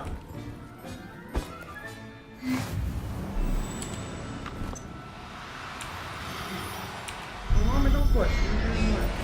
แค่กดตามให้พอ Everything's all right now. ไม่มีนะปอผีหลอกวิญญาณหลอนฮะใจเย็นนะผีหลอกวิญญาณหย่อนวิญญาณหย่อน ลิ้นพัน กระเป๋าเหมาะกับโกโจเก็บใส่ยัด Deek เลย hopes your Jobberknoll finds the Jobberknoll. knapsack Oh, nice and yeah. cozy. Poachers want them for their feathers and are not kind when they gather them. Are there any other beasts วิญญาณ nearby? วิญ Just ญาณ one หย่อน that Deek knows of, a herd of moon calves. They live in a clearing of trees up this footpath. เหมือน Deek will see you there. ก็เมื่อวันไหนวะเมื่อวันจันทร์ตอนที่กินข้าวกับที่บ้านมากินที่บ้านนี่แหละแล้วพี่ก็เผลอพูดอะไรวะแบบเพราะว่าประมาณว่าของข้อง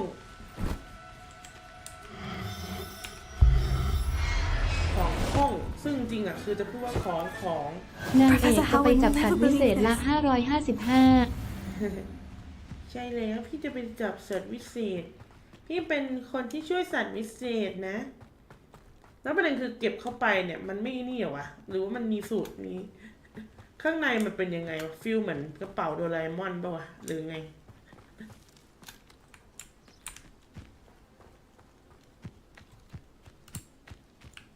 ประมาณนั้นที่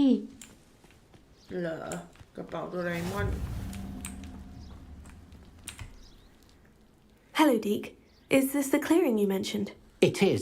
Moon calves gather near the large tree with the spiral pattern in front, but only under the light of the moon. So, unfortunately, unless you have a way to hasten ถ้าเคย time, ดูแฟนตาสติก you บี might น่าจะ sometimes เห็น have to ภาพ wait วาดภาพ until ในหนังกระเป๋า nightfall โด to ราเอ see มอน them. ค่ะ พี่เคยดู How did you end up at Hogwarts after working for your former master? Deek's prior master had no family, so when he died, all of his house elves were relocated by the ministry. Deek was the most fortunate one, as Deek was sent to Hogwarts. Deek's friends were not as fortunate. I shall go and find a moon calf then. Deek will be waiting for your return.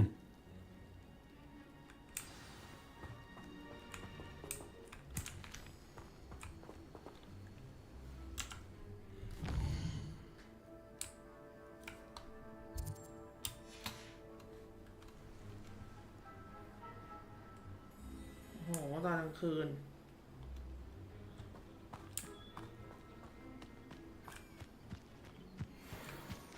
อุ้ยเนี่ยเหรอ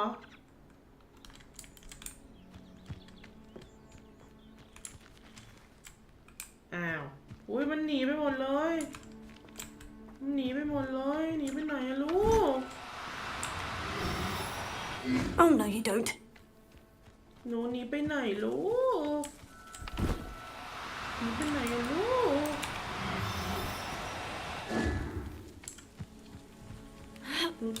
หนูจะหนีไปไหนหนูจะหนีไปไหนหนีไปทำไมหนูจะหนีทำไมหนีทำไมลูก Do cooperate, won't you? ไม่นะ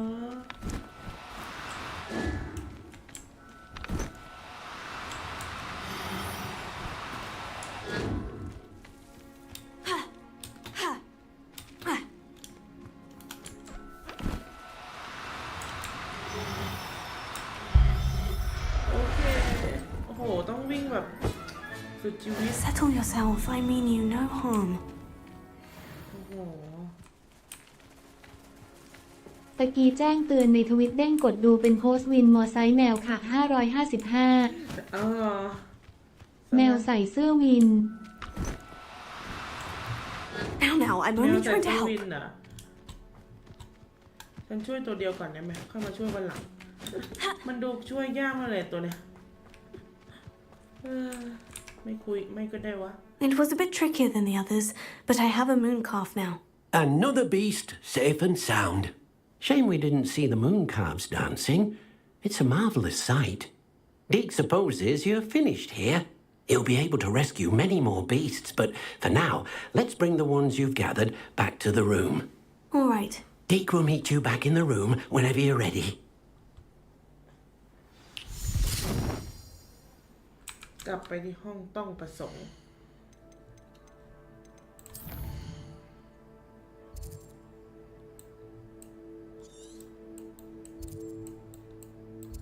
บางประโยคก็แปลไม่เสร็จ555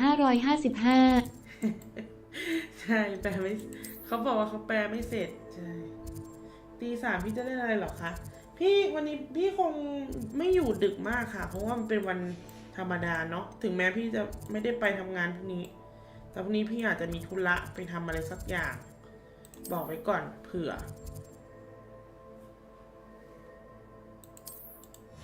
ใช่บางอันก็แปลตลก อันก็เป็นตลกจริงแต่ตลก ถ้าอยู่ก็เลยเก่าซี่ต่อ ใช่คือเลกาซี่ยาวๆค่ะถ้าอยู่ต่อนะเพราะว่าอย่างที่บอกเราจะเน้นเล่นเกมเนื้อเรื่องช่วงกลางคืน แปลตลกใช่พี่ว่าไอ้นี่ตลกอยู่ไอ้ที่ว่ามันเป็นแบบขอรับคือแบบพี่ก็ไม่รู้ว่ามันคือมันอาจจะเก่าแก่แหละแต่ว่าพี่ว่ามันไม่น่าจะเป็นคำแบบเนี้ยน่าจะเป็นนะท่านเป็นฟีลแบบนะเนาะนะอยู่นะครับแบบนี้นะครับมันน่าจะเป็นอย่างนั้นมากกว่าไหมมันไม่น่าจะเป็นขอรับคือมันไม่ได้สำหรับพี่ว่ามันไม่ได้เก่าถึงขั้นแบบยุคแบบ Many plants ยุ here คแบบ before. นึกออกปะThere you are. เอา Now, ถลา we ย need ราว to บัน show ได the เล่ beast น you ค่ะ ตะ rescued กี้ their new home. 555 ไม่มีอะไรเล่นแล้วใช่ไหม พี่เอิญไม่ทันดู Not enough room to let them out here. Imagine all those beasts running amok. That wouldn't do at all. Perhaps if you focus on what your beasts need, the room will provide. ให้หลับตาเหรอ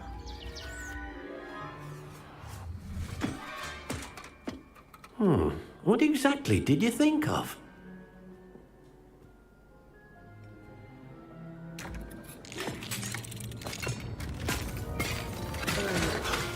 Heavens! โอ้โห You've done it!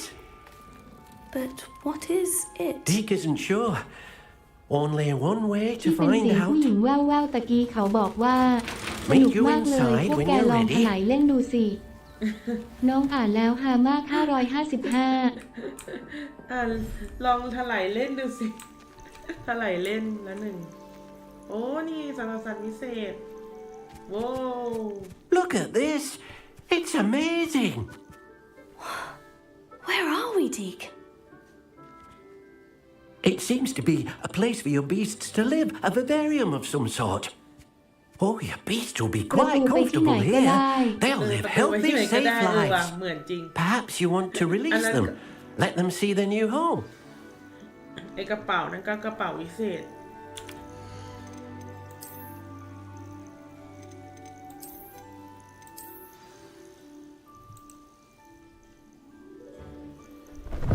ไ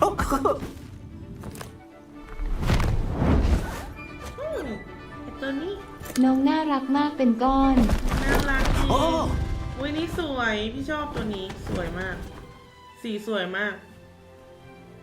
ว้าวสวย Deke thinks the vivarium will be a fitting new home for your beasts. Indeed. I only hope we'll have enough space for all of them. Deke hopes so too. But if you do run out of room, Madam Peck at Brood and Peck in Hogsmeade will help to find safe homes for them. Any beasts the room can't hold? Yes, she's well known for helping to care for beasts in need, and she'll give you a fair price for them. Speaking of care, beasts that are well fed and groomed will provide you with valuable magical materials, such as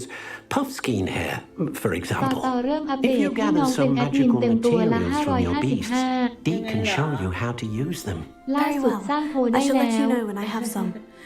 ใช่ใช่ใช่ถ้าเป็นอุ้ยน้องว่าไงน้องว่าไงอุ้ยน่ารักน่ารักจังเลยลูกน่ารักจังเลยแล้วสองตัวนั้นไปไหนอะว่าไงฮัลโหลฮัลโหล ต้มแซ่บแน่ ต้มแซ่บ หนูจะต้มแซ่บอย่างเดียวเลยเหรอลูก ตอนนี้มี10โอ้เต็มเลยดู โกโจอีกแอดโผล่มา 555 ดูจีน่ารักชอบน่ารักน่ารักจังเลยเรียกว่าไงฮัลโหลหาวน่ารักอ่ะชอบ มันขนเดียน่ารักอ่ะ น้องเหมือนหมอนมากค่ะ 555 น้องเหมือนหมอนน่ะน่ารักอ่ะดูดิน่ารักมากน้องว่าไงน้อง อันนี้นกใช่ไหมอะไรตัวนั้นไปไหนวะอีตัวที่มันชอบที่มันวิ่งหายไปเลยนั่นไง ไอ้นี่ก็แอบตลก ดูดิดูตัวดิอันนี้ตลกอ่ะคือมันเหมือนจะน่ารักแต่มันก็ตลกอ่ะดูดิ ตลกอ่ะ ตลกอ่ะตลกว่ะตลกเวอร์ตลกเวอร์ เหมือนลามา 555 เหมือนลามะ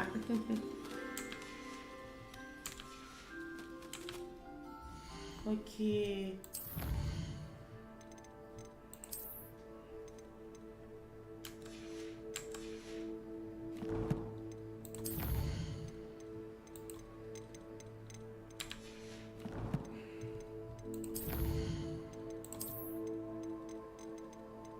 สัตว์พิเศษ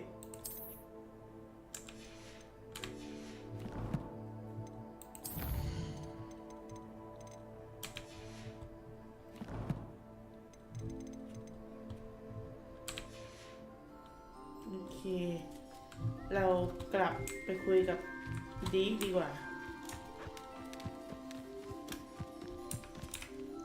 Hello, Deke. I have some questions for you. What do you need to know? อยากรู้อะไรเหรอ Will all of my beasts produce magical materials? Only a happy beast will produce such materials. Simply use the skills you learned in beast class. Feeding your beast or grooming them with a brush will make them happier.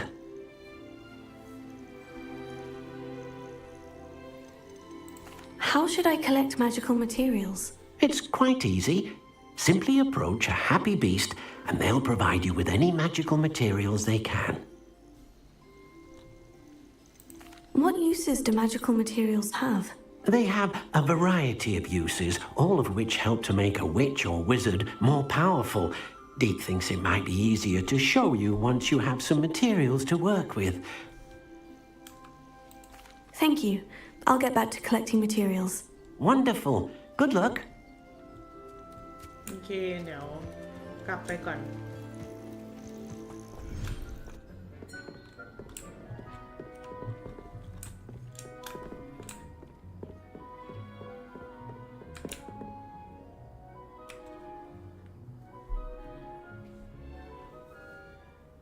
พี่เอิญต้องให้อาหารสัตว์วิเศษบ่อยๆบวกแปรงขนนะคะอ๋อเนาะจริงด้วยแฮะเดี๋ยวไว้ค่อยมาแล้วกันเนาะหรือว่าจะให้ทุกวันดิจริงๆเราก็ลืมงั้นไปแปรงขนเลยดีกว่าไปแปรงกับให้อาหารเลยดีกว่าเพราะเราเพิ่งจับมาอาจจะหิวเลยอาจจะแบบนู่นนี่นั่น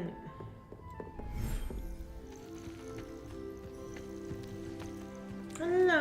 ว่าไงจ๊ะตัวเล็กตัวเล็กว่ายังไงเหรอเดี๋ยวนะ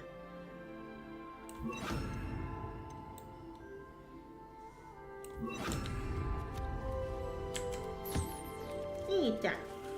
เจ้าหนูเบอร์ 2ไม่ใช่นั้นนี่กดผิดเบอร์ 2ต้องเป็นอาหารแบบมีการขยับตัวน่ารักชอบพัมสกายสุดแล้วตอนนี้นั่นละ ดูมันกินดิ น่ารักว่ะ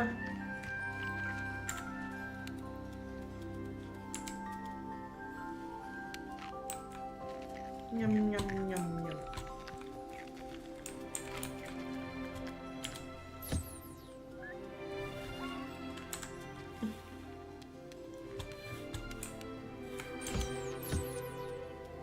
แปรงขนนะลูกแปรงขนอุ้ยเก็บได้แล้วเหรออุ้ยเก็บได้แล้ว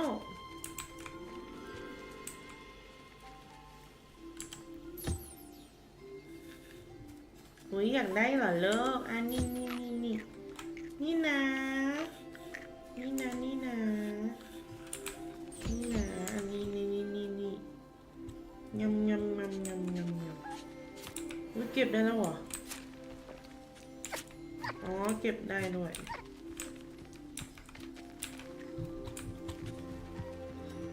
อันนี้ต้องแปรงขนอันนี้ให้อาหาร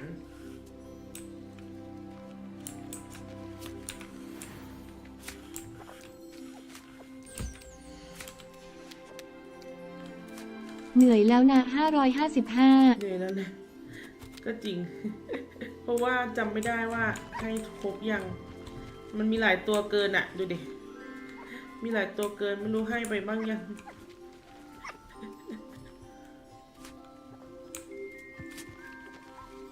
เมื่อไหร่จะโตสักทีรอน้องโต555น้องยังไม่โตกันใช่ไหมอีกนานเลยคงลดความป่วนได้ลดความป่วนได้ก็คงงั้นนะเข้าใจไม่เป็นไรค่ะถ้ามันยังไม่นี่ก็ไม่เป็นไร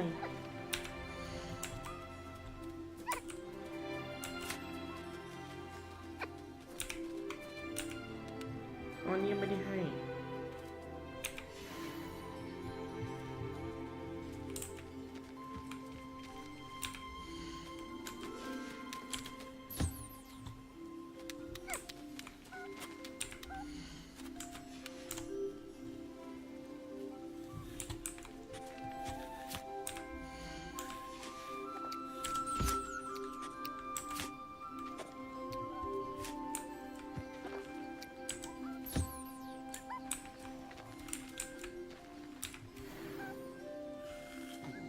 น่ารักอ่ะน่ารัก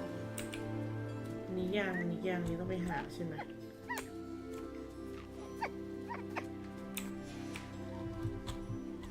อ๋อว่าไงจ๊ะตัวเล็ก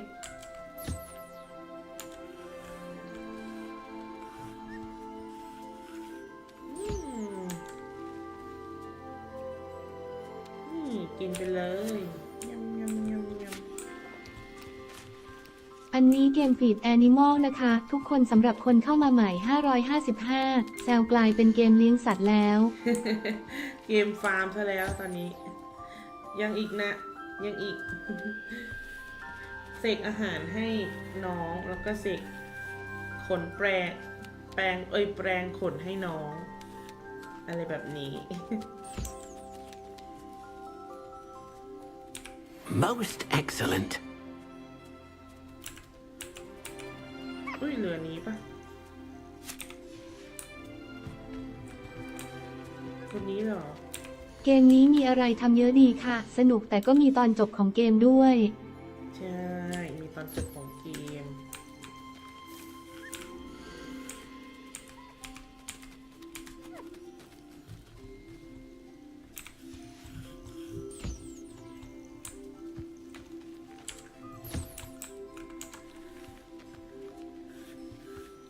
น่ารัก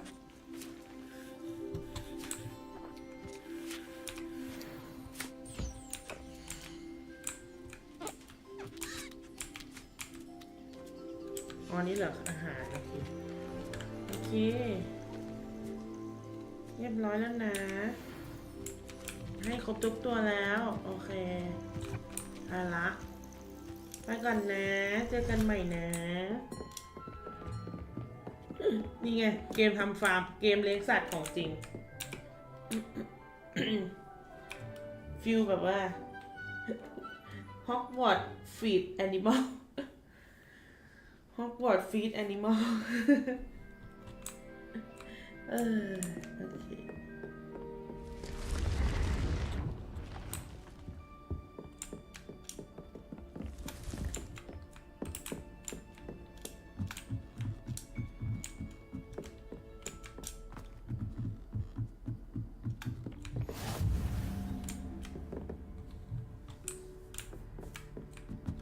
อีที่ไหนนี่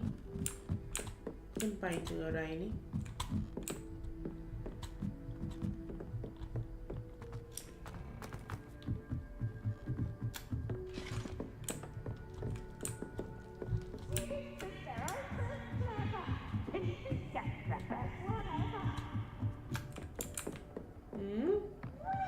นี่มัน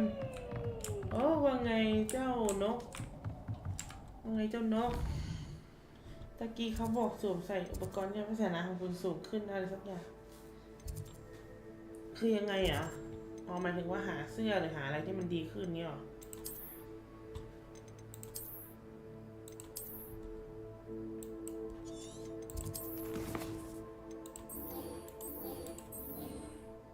อ๋อมันบอกให้คุยกับดีฟอ้าวนึกว่าคุยเสร็จแล้ว ต้องกลับลงไปเหรอ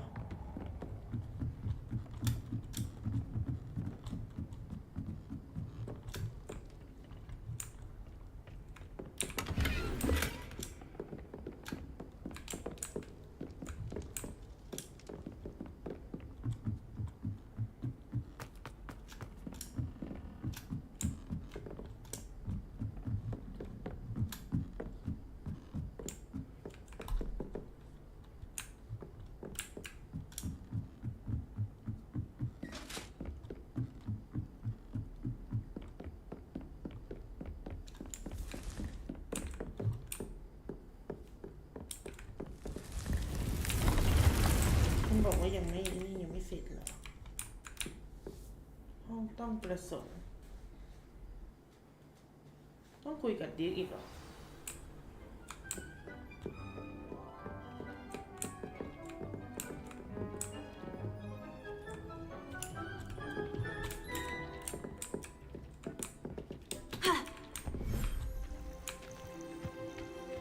บอกให้คุยกับดีฟ I've collected some magical materials, Deke. Now Deke can show you how to use them. First, you'll need to use this spellcraft to conjure an enchanted loom. An enchanted loom? Exactly. It will allow you to use your magical materials to weave magic into the very threads of your clothing, making your clothing more useful in a variety of ways. Why don't you try it? Deke thinks you'll be impressed with what the loom can do. I'll go and experiment with the loom now.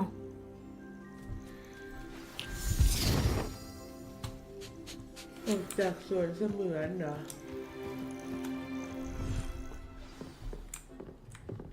โ กเครื่องเดี๋ยวนะ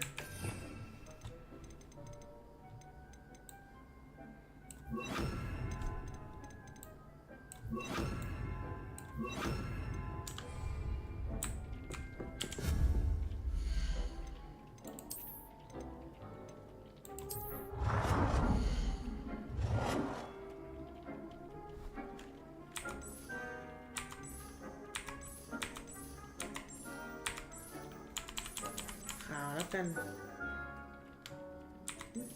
ขาวดำดีกว่า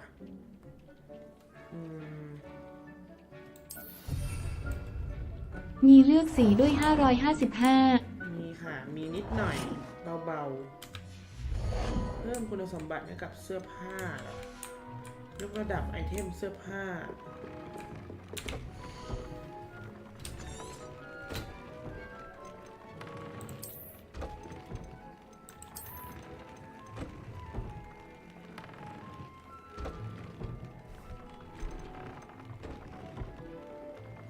เราเปลี่ยนเสื้อก่อนดีกว่าเพราะว่าเราใส่เสื้ออยู่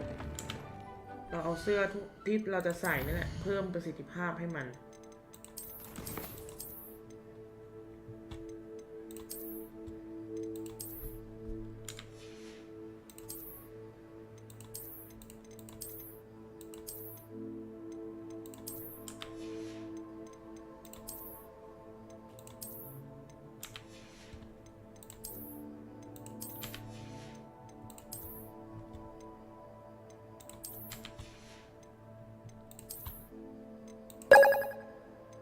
ขอบคุณคุณน้ำทิพย์พงอาสาไทยขอบคุณที่กดติดตามนะคะ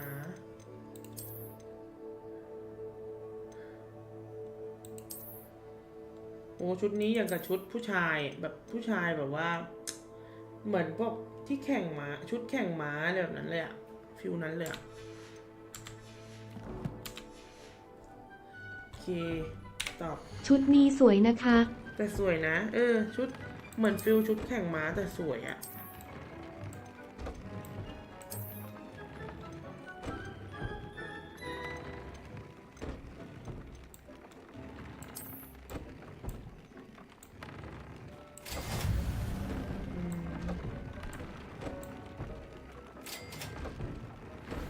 ขาด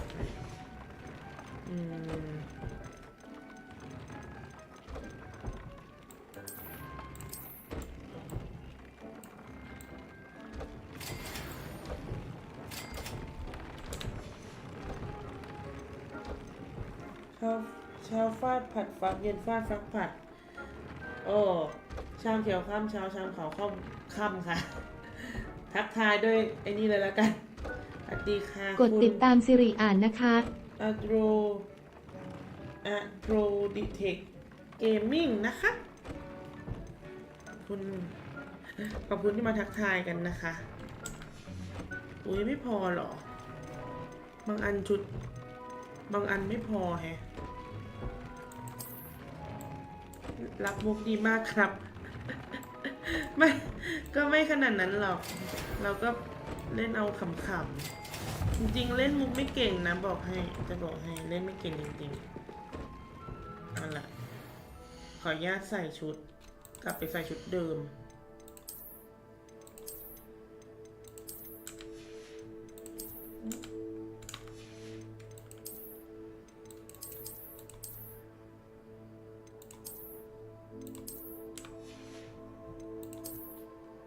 ใส่หมวก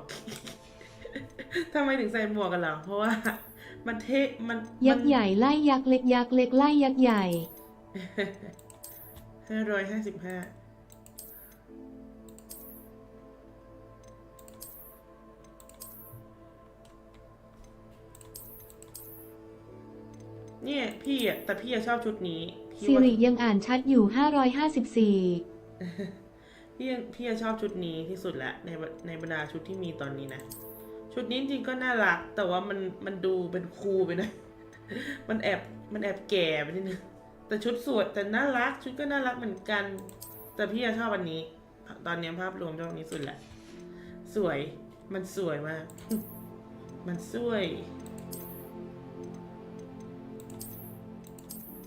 เป็นศาสตราจารย์แทนแล้ว555ใช่ พี่รับบทเป็นศาสตราจารย์แล้วนั่นเอง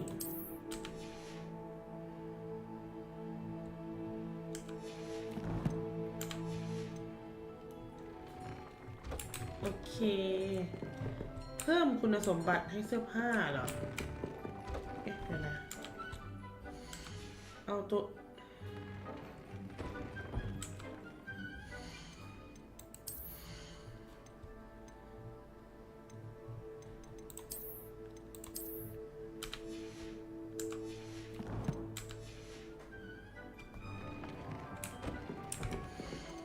นางเอกต้องหน้าเด็กสำหรับคนอื่นแน่ๆค่ะ555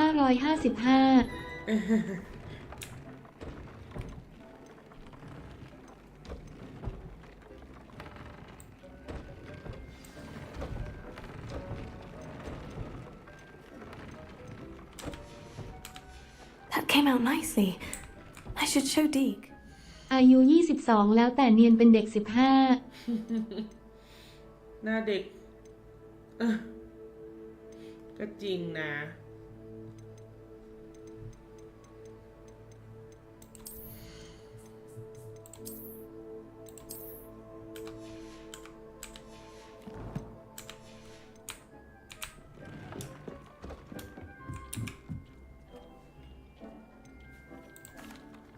I'd like to ask you about changing the room's ambience. Of โม course. เดลเช็คที่เต็มเซิร์ฟ What เลย sort of overall look most 5,555 appeals น้อง to เอ็มเล่น you? อยู่อ่ะ Actually, perhaps another time.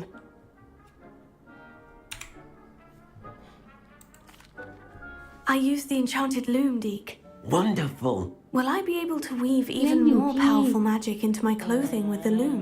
You will, by rescuing even more powerful beasts. For now, however, Deke suggests you explore the vivarium and get to know the beasts you've already rescued. Can I use the loom to enhance any item of clothing? The loom will only enhance clothing of a certain quality. Deke suspects you'll find more valuable clothing as you explore. Deke also knows that some of the shops in Hogsmeade can provide you with a variety of ป clothing กติ for น้อง you เอ็ to นเจนี่ enhance. นอนเวลาไหนอ่ะแบบตอนกลางคืนนี่คือไม่นอนหรือว่า Thank you ก็ for มี your เว help, ลานอน Deke. อยู่ แล้วก็ตื่นประมาณกี่โมง เห็นว่าเป็นแบบเด็กมหาลัยใช่ไหมล่ะ น่าจะไม่ตื่นไม่น่าจะเหมือนเด็กประถมเด็กมัธย มี ม อยู่พี่ มีอยู่พี่ ถ้ามีการมีงานทำก็นอนเป็นระบบค่ะ555 เข้าใจเลยเพราะว่าจริงก็มีอีกคนนึงนะที่เขาอายุพอๆกับพี่จริงเขาก็พอๆ เวลานอน55แต่ถ้าว่างก็ตามใจตัวเอง อ๋อ เย่555มีจริงๆอ่ะมีนะ แต่ว่าอายุพอๆกับพี่แหละ ซึ่งช่วงนี้เขา แอ ก็ ดแองเจิลคาสเตอร์ใช่ ช่วงนี้เขาก็งานยุ่งเหมือนกันเขาก็บอกว่า ไว้วันอาทิตย์ถ้าว่างเขาจะมาเล่นด้วยเขาพูดอย่างเงี้ยนะ ทำอะไรดี ทำอะไรดี ดูหนังฟังเพลงเล่น ไม่ต้อง เก ไปนอน ไม่ต้องไปนอนแล้วไม่ง่วงเหรอ น้องโกโจไม่ง่วงเหรอ เด็กหนูอายุเท่าไหร่น้องโกโจอ่ะช่วงนี้ว่างเลยนอนตอนไหนก็ได้ No better จ feeling. ริงๆน้องมีสอบวันนี้นะคะ555 แล้วหนูนี่เหรอ ไม่ขีดล่างคือรักกันดี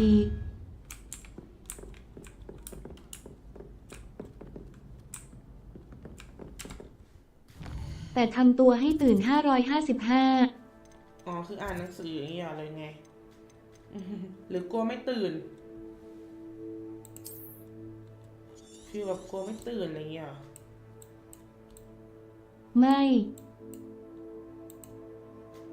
ไม่ง่วงเลย อ่านด้วยค่ะ555 อ๋ออ่านด้วย ก็คือไม่ง่วงเลยเห็นบอกว่าไม่ง่วงเลยโหดอยู่นะ หนูไม่มีเรียนเหรอหมายถึงน้องโกโจนะ ไม่เกี่ยวกับคนอื่นนะ เพราะคนอื่นเรารับทราบอยู่แล้วกันอยู่แล้วว่าเป็นยังไง มี แล้วหนูไม่ง่วงเหรอ หนูไม่เป็น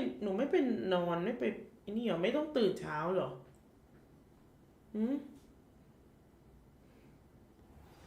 ไม่ต้องตื่นเช้ามีแต่ไม่ต้องตื่นเช้าฮะใช่เหรอใช่เหรอไม่น่าป้าไม่น่าใช่แล้วใช่เกต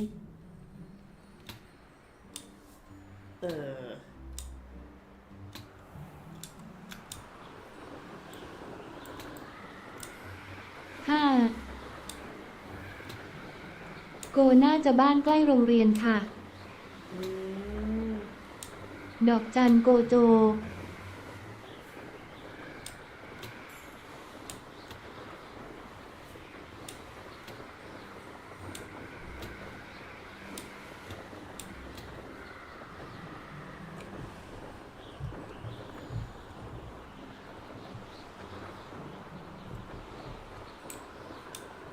ใกล้บ้านมาสายไกลมาเร็วแอดแองเจิลคาสเตอร์จะบอกว่าไกลหรือใกล้สำหรับพี่ก็ไปสายตลอด พี่จะไปสายตลอดจริงเพราะว่าไม่ว่าจะจริงๆนะโตมาหรืออะไรเงี้ยนานๆจะตื่นไวพี่ไม่รู้อ่ะพี่เป็นคนไม่นี่ไงพี่เป็นคนไม่ใช่สไตล์หรือว่าตื่นเช้านึกออกปะคือพยายามแล้วอะพยายามจริงๆอะแต่ก็มันก็ไม่ได้อะสำหรับพี่อะพยายามจริงๆพี่ก็แบบมันก็มีบ้างนะแบบทำไมไม่ตื่นไวๆบ้างว่าอะไรเงี้ยแต่พอถึงเวลาจริงก็ขี้เกียจโจโก้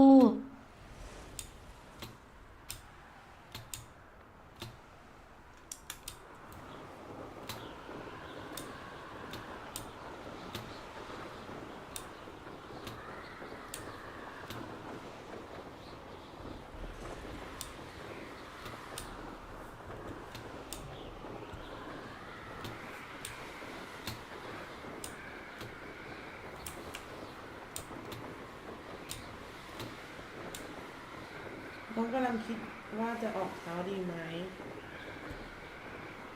ถ้าออกเช้าเดี๋ยวน้องเตรียมตัวแล้วค่ะ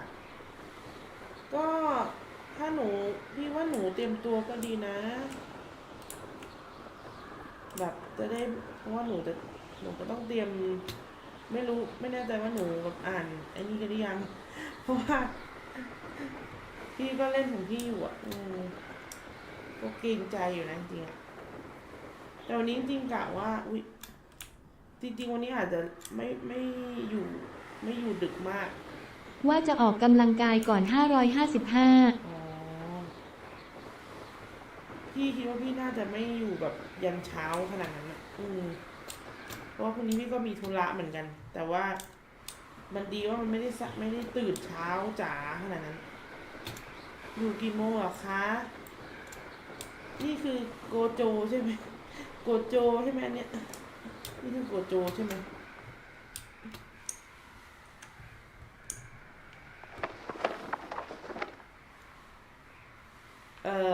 พี่น่าจะอยู่ถึงเนี่ย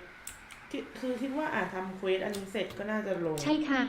555โกโจและโกโจว่าแล้วเชียว You made it. อุ้ยชนพอดีอุ้ยเดี๋ยวนะก่อนแป๊บนึงนะเพื่อนพอดีเราเห็นพอดีอ่ะ Now you should be able to travel to and from Feldcroft 7 วัน7 วันอะไรเลย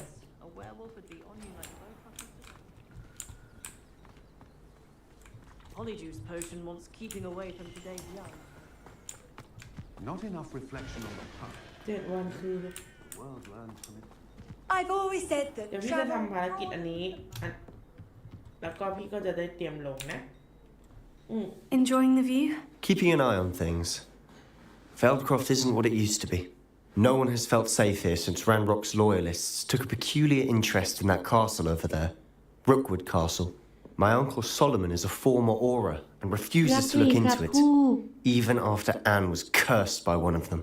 possibly with a wand, no less. I heard a goblin refer to wizard kind as wand carriers. Are goblins forbidden from carrying wands? Precisely.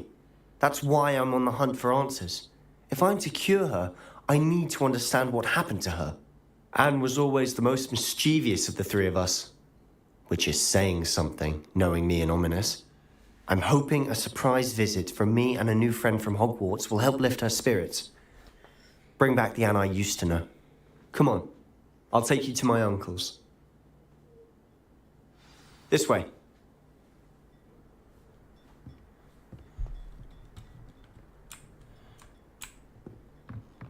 Feldcroft used to be a lot livelier. With Ranrock's lot wandering about all the time, everyone stays out of sight.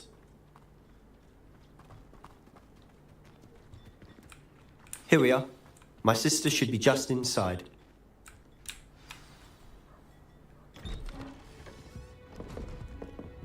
น้องสาวเหรอ Aha! Sebastian, where did you...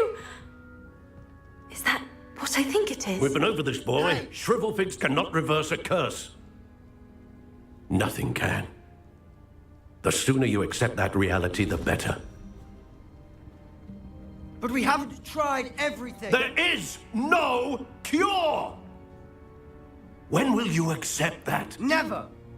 I can never accept it. Now look what you've done. I'm sorry. Leave.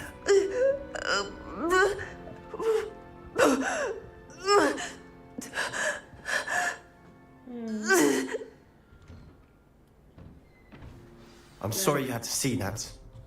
If you don't mind, I just need a moment alone. We got Anne. Poor Sebastian. Not the visit he'd hoped for. I'm sorry about earlier. Those bouts of pain are difficult to bear. Are you all right, Anne? I didn't mean to intrude. You didn't, truly. And I'm all right. The pain from this curse comes in bouts, and often suddenly. It's not anyone's fault. It's nice to meet you, by the way. You must be the new 5th year Sebastian told me about. I am. Sebastian and I met my first day at Hogwarts. In the Slytherin common room. Oh, the common room. I adored teasing first years about spotting mermaids through the window. I do miss Hogwarts. But I wouldn't mind being in Feldcroft, really, if it wasn't so dreary now. Between the goblins at the castle and my uncle fighting with Sebastian whenever he's home. It's not the cozy retreat it once was. Sebastian mentioned something about your uncle being an ex-Aura, but refusing to go after Ranrock's loyalists. I must say, I wasn't prepared for him to be as angry as he was. Uncle Solomon is frustrated by what happened to me, and by Sebastian for thinking he can fix it. They both mean well, I know they do, but my uncle is right. This curse cannot be undone. I can feel it. Sebastian cannot take away my pain. ที่ลงไลฟ์ตอนไหนหรอครับ ก็น่าจะหลังทำภารกิจอันนี้เสร็จค่ะ I'll do my best. I can promise to speak with him about it. Thank you. His search for a cure is futile, I'm afraid. I'm getting tired. I should probably rest. Thank you for stopping by. ทุกคนถ้าวัน I wish you ศุ well. กร์หน้าพี่เล่นเอ็กซ์กีปาร์ตี้ดีไหม เหงาจัง เหงาจังว่าและเหงาจริงด้วย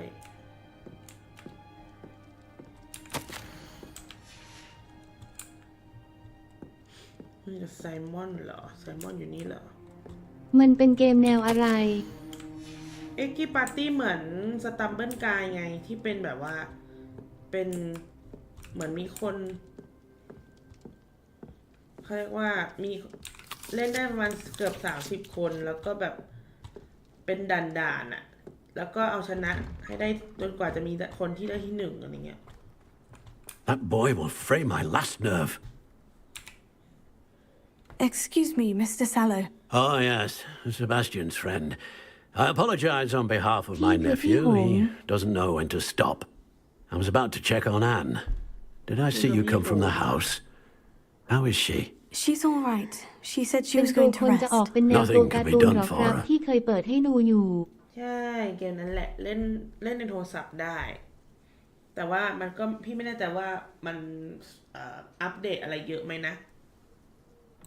I'm so sorry.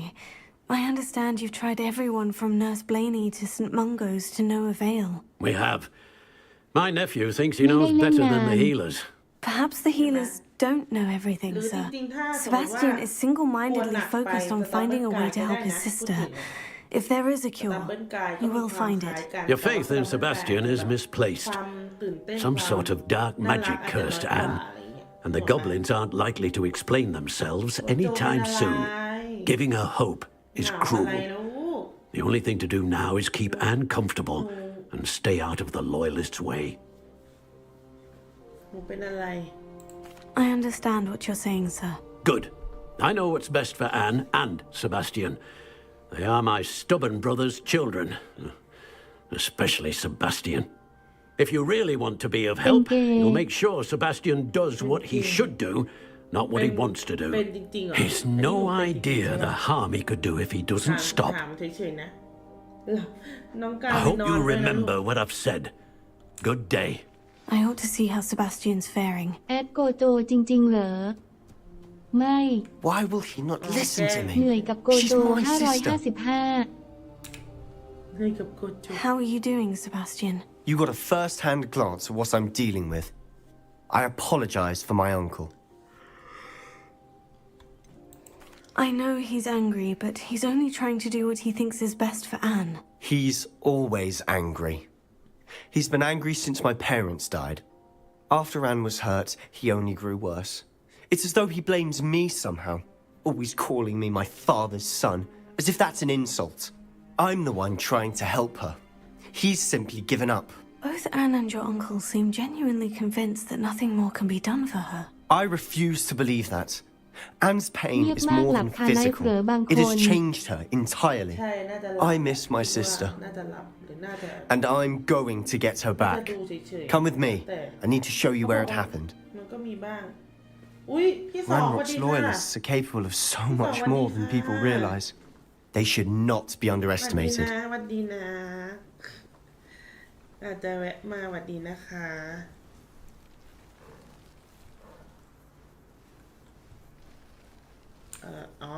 ให้ตา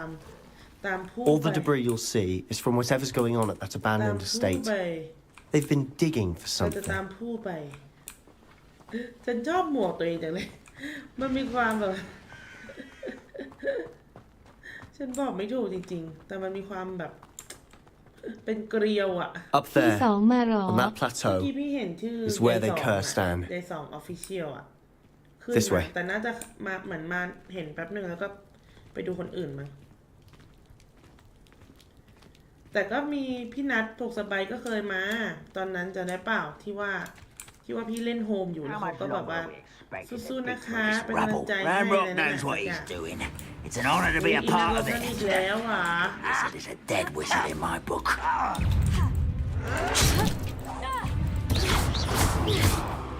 Leviosa! Potato! Stupid! Why don't you come up here and fight me? Incendio!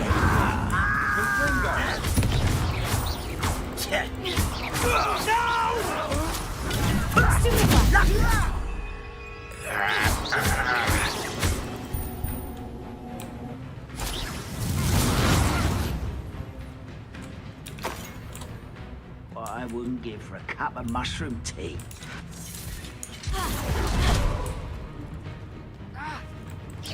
Leviosa!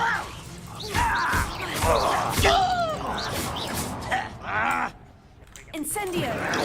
Potato! Bringo! I won't rest until... Why, stupid one! Leviosa! Incendio! เนี่ยเดินไปดิไอ้ Potato! Stupid one! Leviosa! จะเป็นให้ได้เรฟดัมเบิลดอร์ แบบมันเดิม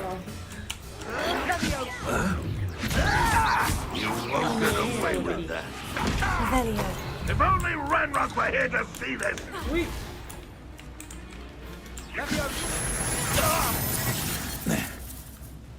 Incendio! โนริโอ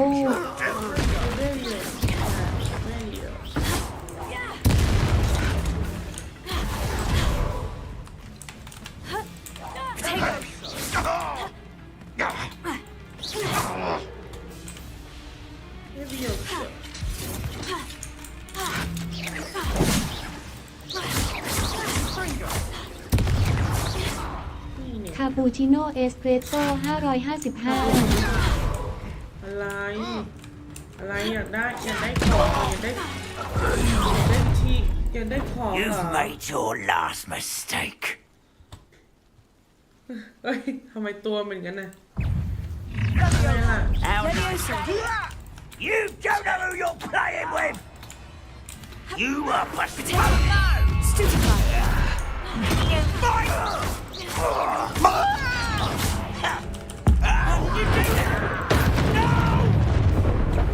Such arrogance. Oh, too slap. Get accustomed to that.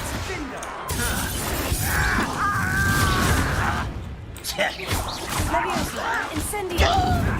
Are you sure? Oh, One left. คนที่บอกอยากเป็นผู้สู้อะไม่อยู่เลย Incendio! Accio! How childish. Leviosa! Stupefy! You fight about as well as a puff ski.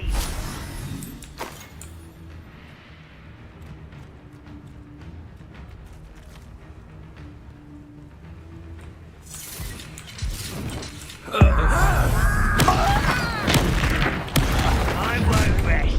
Oh, little Incendio!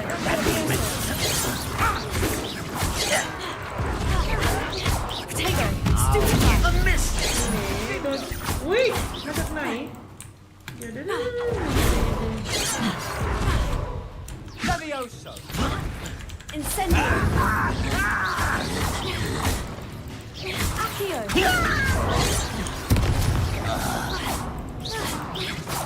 Losing your stride. เกือบแล้ว Put me down. นี่เด้ ผมเมดจะไม่ยุ่งจะหายแล้ว That was a bit more than I bargained for. I tried to warn you. รูมเก่งมากอุ้ยอันนี้นะ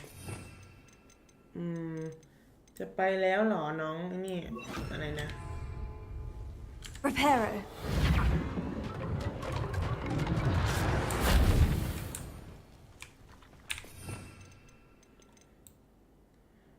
เดี๋ยวนะขอเอาเป็นอันนี้แทนแล้วกันนะ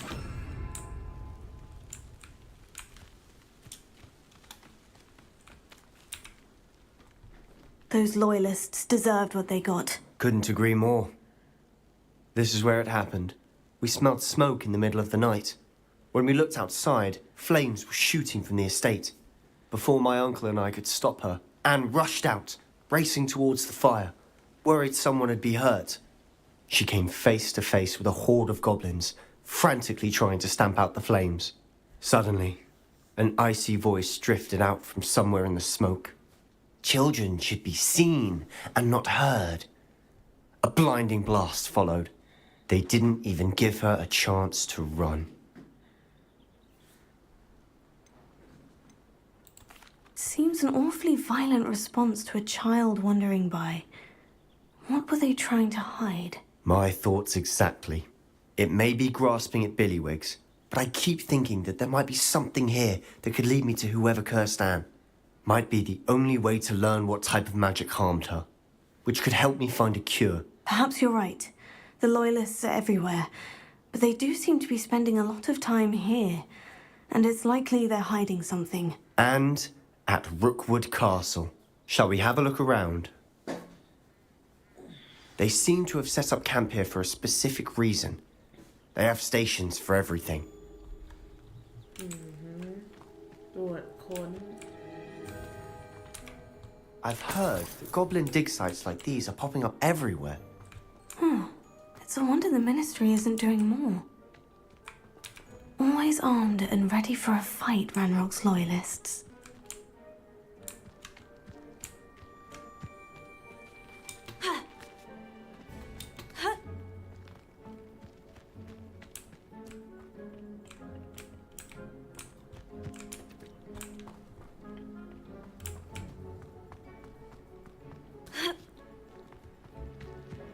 Gary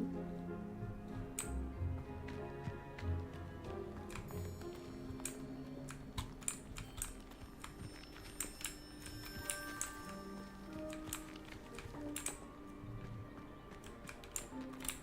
เหงาจัง เหงาจังเหงาจัง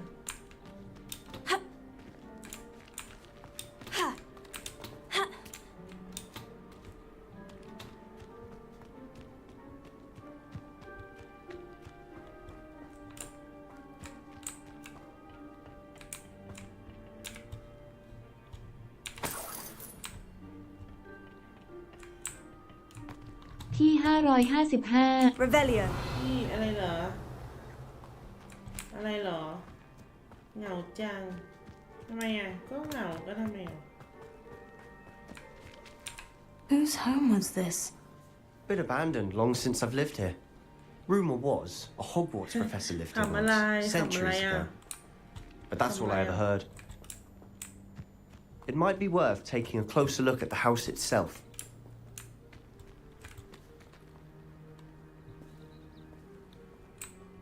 ไม่ได้นอนจนเป็นบ้า ไม่ได้นอนจนเป็นบ้า ขนาดนั้นเลย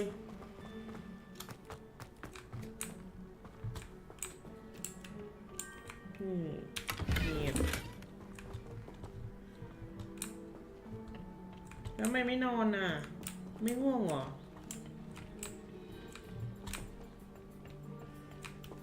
ผมจะได้ไปต่อไม่ถูก ผมจะได้ไปต่อไม่ถูก ไม่รู้สิอยู่ดีๆก็ข ไม่รู้อยู่ๆก็ขำน้องโกโจเปล่าที่แบบว่าเหงาอะไรเงี้ยหรือเปล่า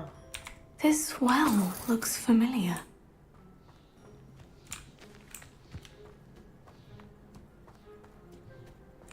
Sebastian, over here. Do you think this was damaged by the fire the night that Anne was cursed? Could be. But it looks to me as though this was intentional.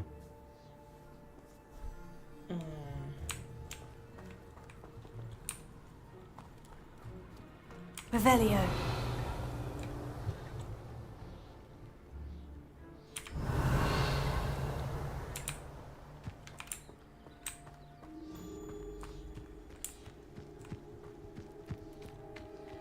โอ้ยตลกอีกแล้ว โอ้ยตลกอีกแล้วตลกอะไรกันนะอุ้ยอ๋อมีตรงนั้นเดี๋ยวนะอ๋อ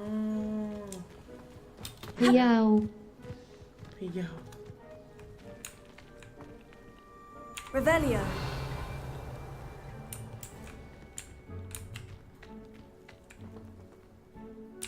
Sebastian, I've seen this before. ตล The กความ house, เงี the ยบ well, the view. What do you mean? สังงาน When? Give me a moment. I'll explain in a second.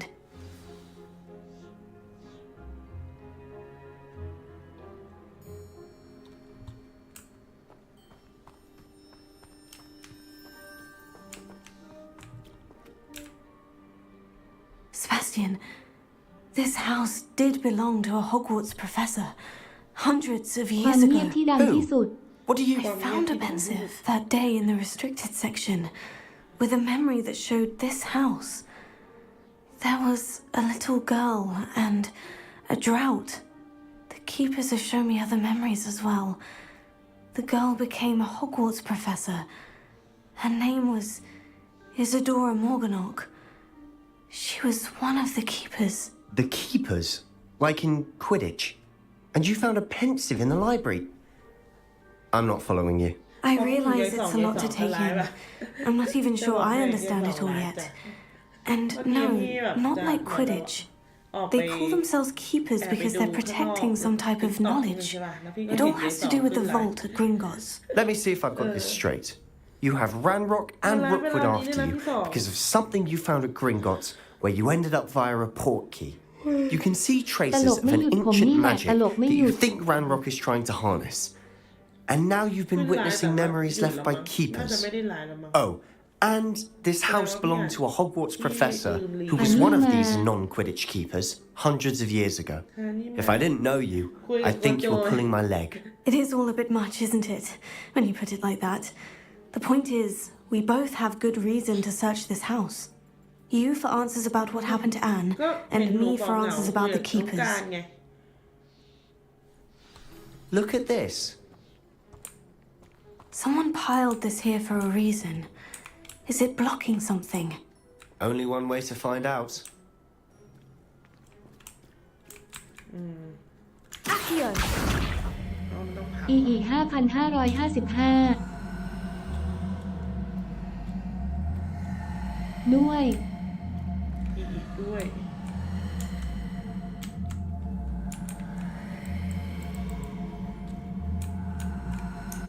Huh, a stairwell.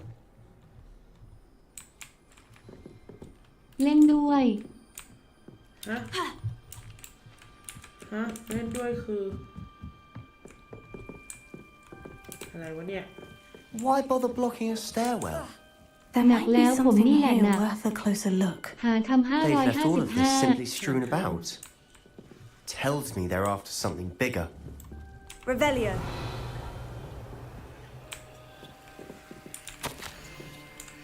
Seems these journal entries are from Isadora's travels.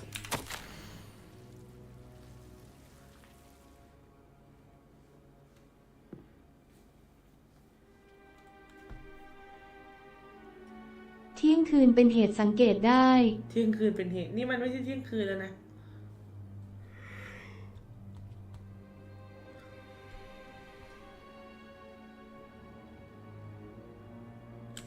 A journal entry of Isadora's. I should hold on to นี่มัน this. ตี 1แล้ว จริงมันตี 1แล้วนะ Revelio.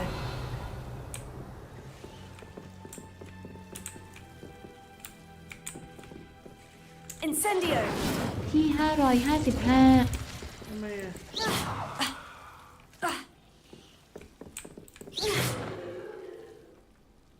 Confringo. Incendio. อยากเข้า Discord ที่จะลงเฟซสมัครเลยสมัครไม่เป็น อะไรอ่ะ Confringo. อยากเข้า ตลกครับ ถ้าตี 3จะคิดว่าผีเข้าแล้วนะ 555 You're not going to believe this. I can see the ตี undercroft. 3จะคิดว่าผี What? เข้าแล้วนะ A daydream? Because that happens to me too. แอดแองเจิลคาสเตอร์จริง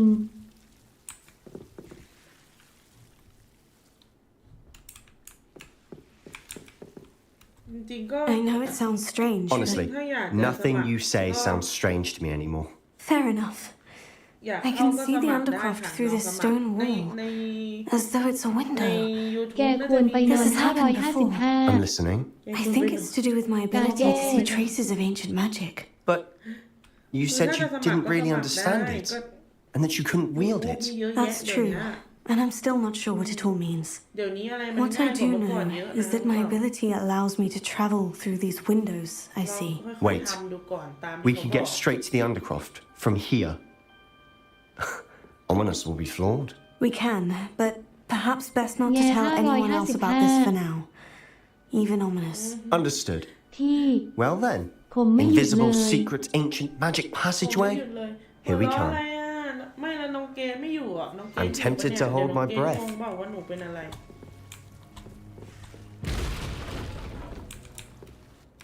น้องเกดจะงงเปล่าว่าเป็นอะไร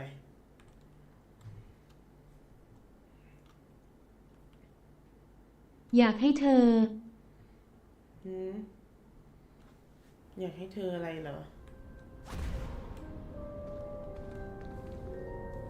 อ๋อนึกว่ามันจะไม่เข้ามาด้วย อุ้ย Why เดี๋ยว would นะ the door lead us here? Sebastian, look. เกรซหลับแล้ว 555 อ่าฮะแล้วเกดไม่งงเหรอว่าหนูขำอะไรแบบไม่มีการแบบหันมาสะกิดอะไรอย่างนี้เหรออ้าวรูปหายเหรอจะมีอะไรอยู่ตรงกลาง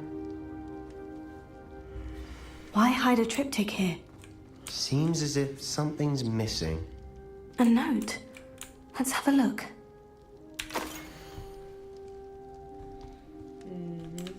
Anything helpful in the note?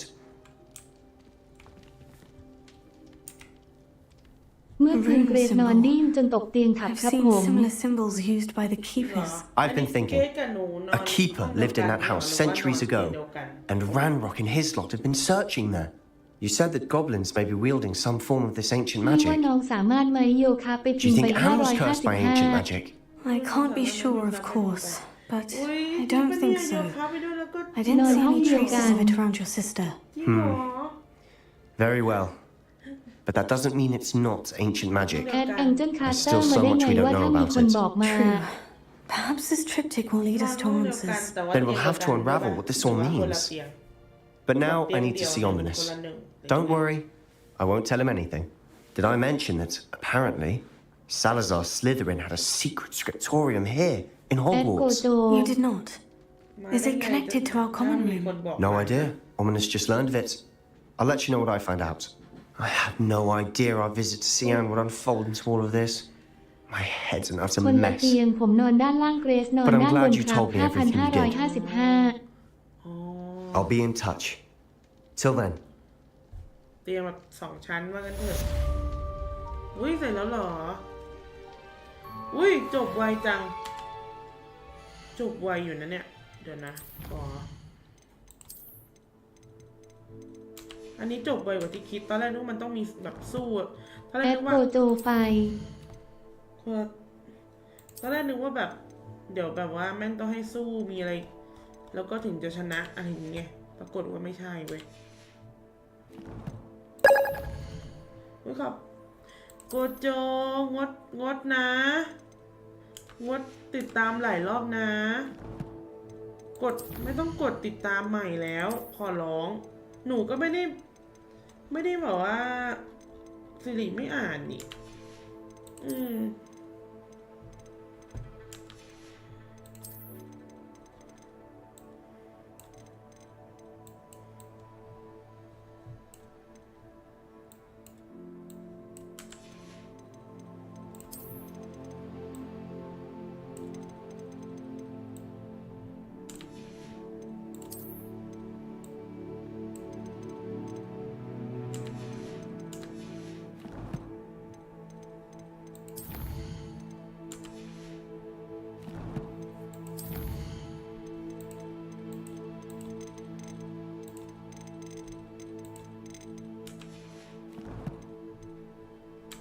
โอเคเกมนี้ไม่มีขอเพลง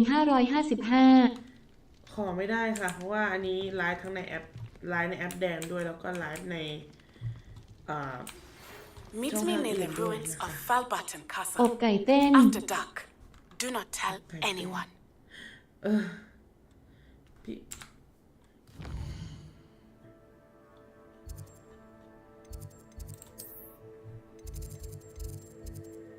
ดาราศาสตร์อุ๊ยวิชาใหม่เหรอ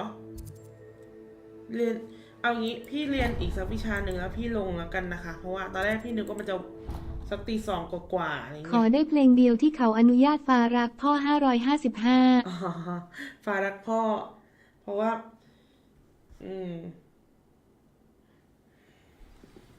เรียนวิชาดาราศาสตร์นะคะวิชาแบบมันคือวิชาแบบว่าวิชาดูนั้นหรือเปล่าลูกแก้วไม่น่าใช่นะดาราศาสตร์น่าจะไม่เกี่ยวนั่นอันนั้นน่าจะพยากรณ์นะพยากรณ์ศาสตร์พี่ว่า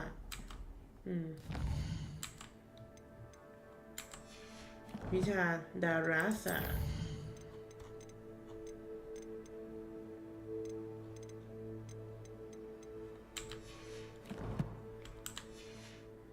ดาราศาสตร์เกี่ยวกับอวกาศ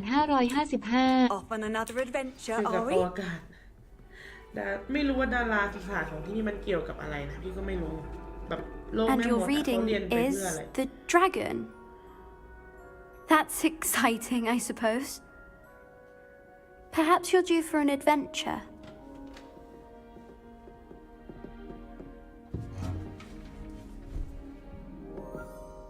Ladies, Professor Shah. astronomy is not divination. ชื่อชา You won't find the mysteries of the cosmos charted out on your palms or at the bottom of your teacups. Alas, the heavens remain hazy to the starry-eyed. Now, if you were to devote yourselves to persistent and painstaking observation, you just might catch a glimpse. With that in mind, please take your telescopes. Tonight we will be on the observation deck. ให้ดูดาวเนี่ยอ๋อ ตรงนี้นะดูดาวเราต้องดูดาว Still don't have your own? You can't be the new student forever, you know. You can share with Mr. Takar.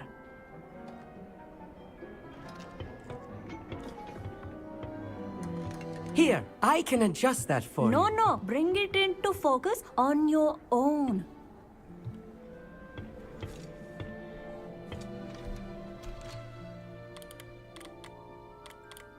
โอ้โหมันก็ค่อยปรับนี้เหรอโอ้แล้วไงอ่ะเห็นดวงดาว Now I expect all of you to put in your stargazing hours outside of class. Is that clear? But, Professor, it's freezing out. Mere cold didn't stop the great stargazers of the past. Look only to the astronomy tables they erected throughout the highlands from which they gazed millennia ago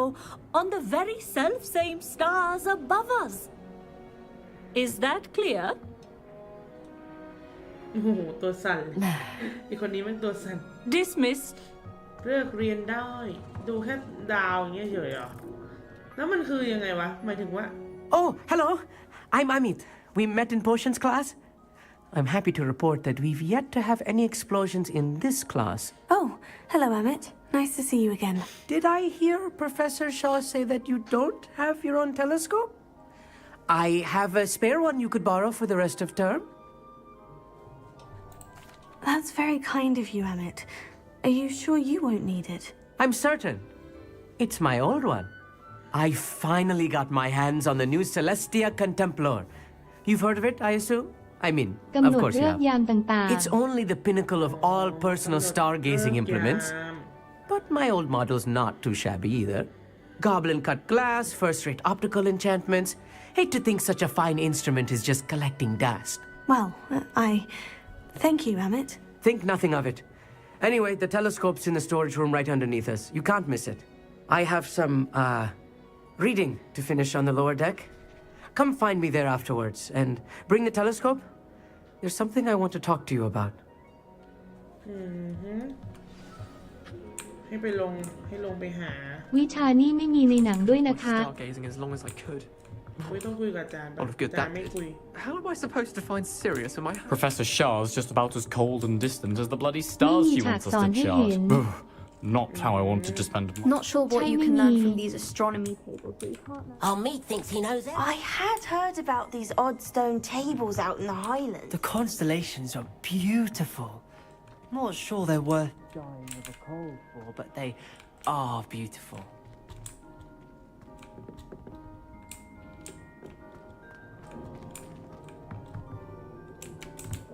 tried to put off my stargazing as long as I could. All of good that did. How am I supposed to find Sirius when my hands are too cold to use a telescope? อ๋อตรงนี้โอเคก็ว่าอยู่หา A dog, isn't it? หาทางลงตรงไหนวะ This was his old telescope. Looks practically brand new. Incendio!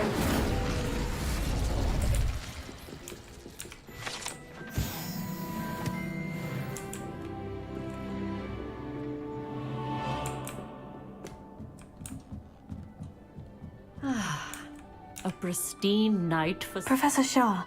I'm interested in learning more about astronomy. It is increasingly rare to find a student who seeks after things Không celestial of their own accord. But if you truly desire to chart the courses of the cosmos, you must rid your mind of the terrestrial babble of others. We ourselves are not unlike blank star charts, you know? Empty canvases waiting to be inscribed with all that the universe has to offer. Do you understand? แต่ว่าอย่างแบบคุณครูที่สอนบินอ่ะเป็นญี่ปุ่นอะไรเงี้ยแล้วก็มีฝรั่งใช่ไหมคนอื่นก็เป็นฝรั่งอะไรเงี้ยอาจจะวิชาอื่นอาจจะมีแบบชาติอื่นอีกก็ได้เนาะพี่ว่า You mentioned astronomy tables earlier in class. What were you talking about? Long ago, devotees of the astral arts set up stone slabs across the countryside. They are ideal for studying constellations near and far. For centuries, wizards made use of these astronomy tables for stargazing. Sadly, they have since become mere monuments to the intrepid intellectual pursuits of a bygone epoch. เดี๋ยวก็นอนแล้ว อาชิยังไม่นอน Am นะ I right in thinking you are unimpressed by divination? Of the many other so-called disciplines taught here, divination is perhaps the most feeble, especially in its nonsensical practice of astrology. Do not confuse astronomy and astrology. One is concerned with mysteries stellar and lunar, the other is mere lunacy. Thank you, Professor. I look forward to stargazing. I am glad to hear it. Should be a stellar night for it.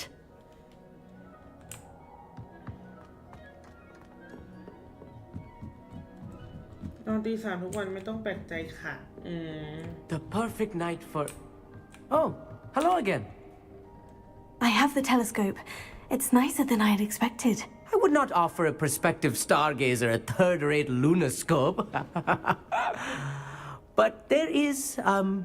something else. Yes. ตี What 3 is เลย it? องศา You อง remember ศา อง those ศา astronomy tables Shaw was going on about? It just so happens I've been reading up on them a little myself. And it seems there may be one right here at Hogwarts. I believe we could use it to find hidden constellations. เหงา And you need someone to help you find it. I do. Are you in? No one from the Gobstones Club will go with me. Said they'd rather get spit at by a stone than... หรือว่าโกโจ Well, น่าจะ they เหมื are อนกับ cowards. Let us get moving while the stars are still out. I'll show you how to use that telescope once we get there. I promise. แต่เขาก็ไม่ได้ป่วนเท่าไม่ได้ป่วนมากแต่เขา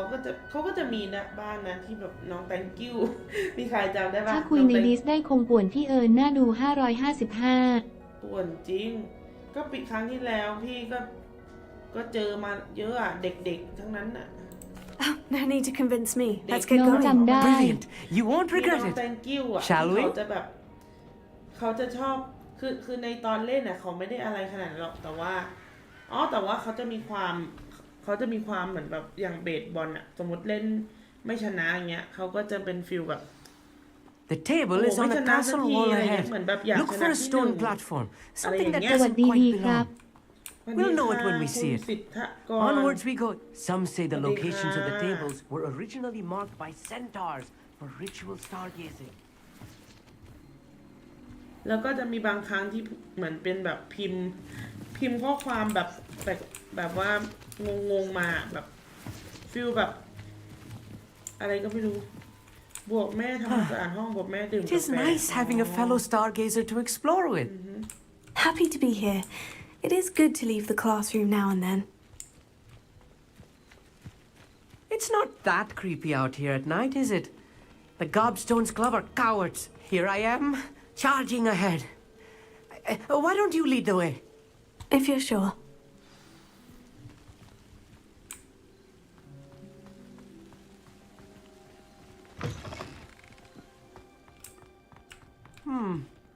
A little foreboding. A few cobwebs and some dust. Nothing to be concerned about. Oh, of course. It's just not as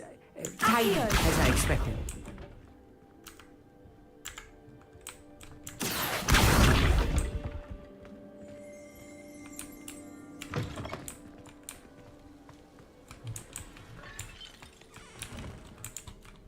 Amit,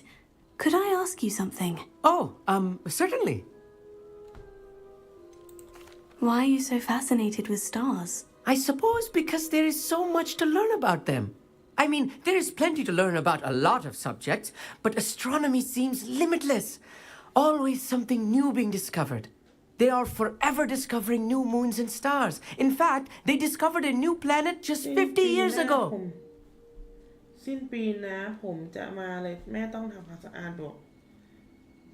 ขัดถูพื้นWhere precisely is the table we're looking for? According to an old astronomer's chronicle I found in the library, it may be somewhere along the castle wall. น้องออกกำลังกายก่อน ค่ะเอานึกว่าหนูกำลังออก Actually, เดี๋ยว that's ค่อย all มา I ดู wanted to know. 555 Very well แต่ then. เดี๋ยวพี่ก็ใกล้ลงแล้วนะเพราะว่าถ้าเกิดว่ามันไม่มีอะไรแล้วอะเพราะว่าพี่บอกว่าเดี๋ยวพี่จะเรียนให้จบ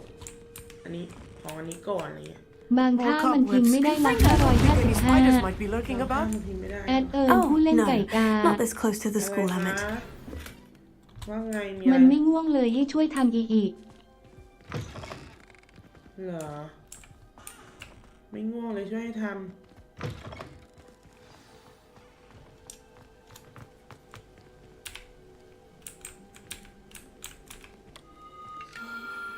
The constellation should ค่า appear ป near วา the ลโฟ center มี of your view.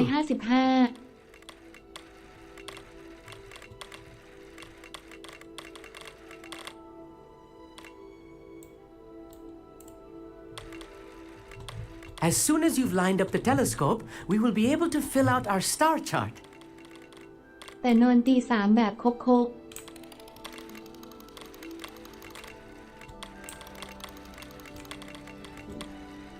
อ๋อถ้า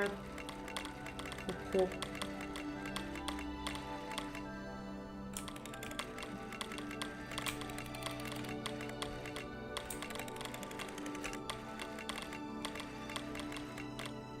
Stargazing is all about patience and precision.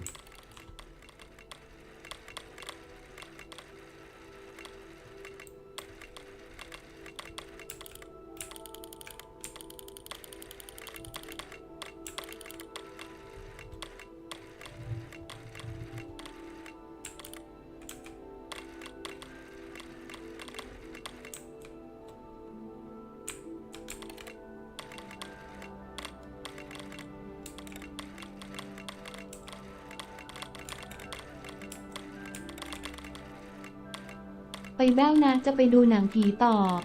โอเคบ๊ายบายเว้ยนี่ไงนั่นแหละอ๋อให้มันตรงกลุ่มดาวพินนะกลุ่มดาวพิน I was right about the tables. They really are gateways to the far stars, just as the book said. And your contribution was invaluable. Rest assured, you shall be credited in my memoirs one day. พินใช่เครื่องดนตรี Thank you, Emmett. I look forward to reading them. And I look forward to writing them. This is only the beginning. You will find more tables like this one throughout the grounds and forest, all beckoning to be discovered by a worthy astronomer. And if I have ever seen one, it's นี่มี you. ครบแล้วนะ มี and แต่ฟ้า about รั my บ old พ่อตอนนี้ telescope, don't bother returning it. อ๋อใช่ You ใช่ should keep it. That's quite generous. Thank you. You're welcome. It has goblin-cut glass and a gobbledygook inscription. I'm practically fluent in gobbledygook, you know. It's all in the throat, really, gobbledygook, you know, and how you pronounce your อย่าง R's. พี่ Ahem. นัดใช่ปะ Anyway, เขาก็ใช้เพลง glad our adventure was a เขาใช้ success. เพลง I will see you soon. GG อ่ะไ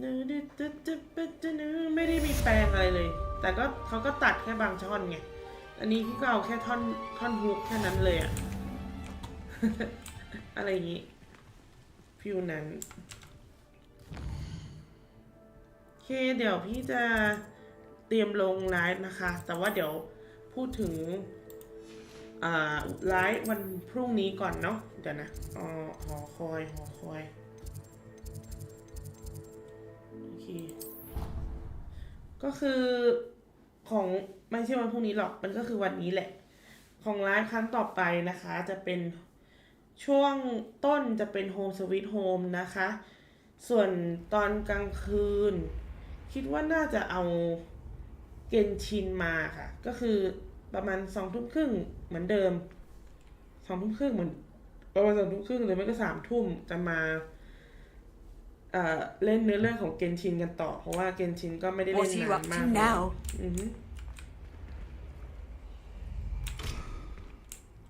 อะไรแบบนั้นเนาะเดี๋ยวเข้าห้องก่อนเข้ามาบ้านซาลิลีนนิดนึงให้รู้ว่าเราก็อยู่ในบ้านซาลิลีนนะจ๊ะฟิวนั้น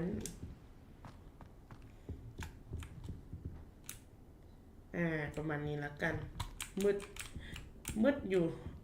มีความมืดอย่างนี้แล้วกันอย่างนี้แล้วกัน